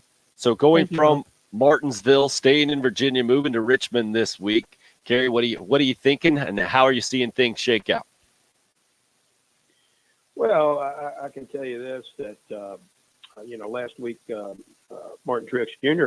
became the first repeat winner on the circuit and winning at Martinsville. And he's become a very good short track racer. And there for a while in his career, he wasn't very good. So he's turned that around, and he's also very good at Richmond. So we go to another short track in consecutive weeks. And, I think he's going to be another factor up there to deal with. And it's a time of the season where, sometimes some of these guys that haven't been winning earlier in the year will start rising to the top. And I certainly saw that last weekend at Martinsville with Truex. Just dawned on me. We're talking about a couple of races in Virginia. This morning, the conversation has been about some top 5 and bottom 5 states across the country. Does Virginia make your top 5 in states across the country? If you had to rank them, Kerry, I know you're a Kentucky native, and obviously South Carolina ties as well. I'm guessing those are 2 of your top 5. Would Virginia crack that top 5 for you? I think so. I mean, it's a beautiful state. Got two major NASCAR tracks up there. I've been to many times. I love going to Martinsville. I love going to Richmond. Richmond, the state capital, and it's a beautiful city with a lot of history. I like both of those racetracks. They're both short tracks, lot of race fans up in those areas. So, you know, it's a commonwealth like my home place is in Kentucky, the Commonwealth of Kentucky and the Commonwealth of Virginia. So they do have some things in common, that's for sure. Schooling us up with the common commonwealths here this morning. Darlington Raceway President Kerry Tharp. All right, it's time for you to stop hedging. You got to give us a name. You got to give us a driver. Who's going to win at Richmond? Who's Kerry Tharp's Make pick? it good, Kerry. Well, I tell you, I've been riding this guy for a couple of weeks, and he just hadn't, broke through the win column. But I'm going to stay with him, and that's going to be Denny Hamlin. I think Denny Hamlin is going to win at Richmond. It's his home track. He grew up there in Chesterfield, about 15, 20 miles from Richmond. So I go with Hamlin to win on Sunday at Richmond. It's a good pick. You can never go wrong with him. You really can't. You can never go wrong with him. And I had him at the top of my list just because you feel he's a very safe pick to get you what you need. 7 top 5s this year so far, 7 top 10s. He's always going to be right there. So that's a good pick here, a very safe pick. Wow. Well, just high praise. Well, I appreciate that. I think Wow. that's Kerry is pretty gonna good. sleep I am tonight. right. Yeah, I was right. It felt even a strange to say, but yeah, 7 top 5s this year. So he's right there. It's very safe, Kerry. Very safe. You got to pick Very a winner, but safe. very safe. Very safe pick. Jen, let's see if you can take Yeah, another no. name off of Bill's list real quick with your pick. Well, and I was kind of thinking Truex, and I just don't know if he can do it, a couple weeks in a row, even though I know he's very strong here. I'm going to kind of go with the younger guy. I'm going to say Chase Elliott. Well, okay. Wow. Whatever. If that's, sure. I probably should be safe, but, Yeah, not as good as Kerry's pick. Kerry's right. Kerry took away my top pick. Kerry took away my top pick. Of course. And you always go with it. Look, Hamlin, 7 top 5 finishes this year has been very good there. But guys, the goal here, it's like playing golf. Played golf yesterday. You putt for birdie. You putt for the victory. You don't lay up short and just take the safe pick. You go for the victory. That's why this week, go with a guy who finished 3rd 2 years ago. Or I don't have it right in front of me. 3rd, the 2nd in his last 2 races there. I'm telling you, Joey Logano. Logano, 5 top 5s this year, 3 top 5s, 5 top 10s. He's got to win. Logano gets the job done this week. Research is in. There's your winner. You're picking winners, guys, not 30 winners. Okay. I think that's good analysis, Jen. Yes.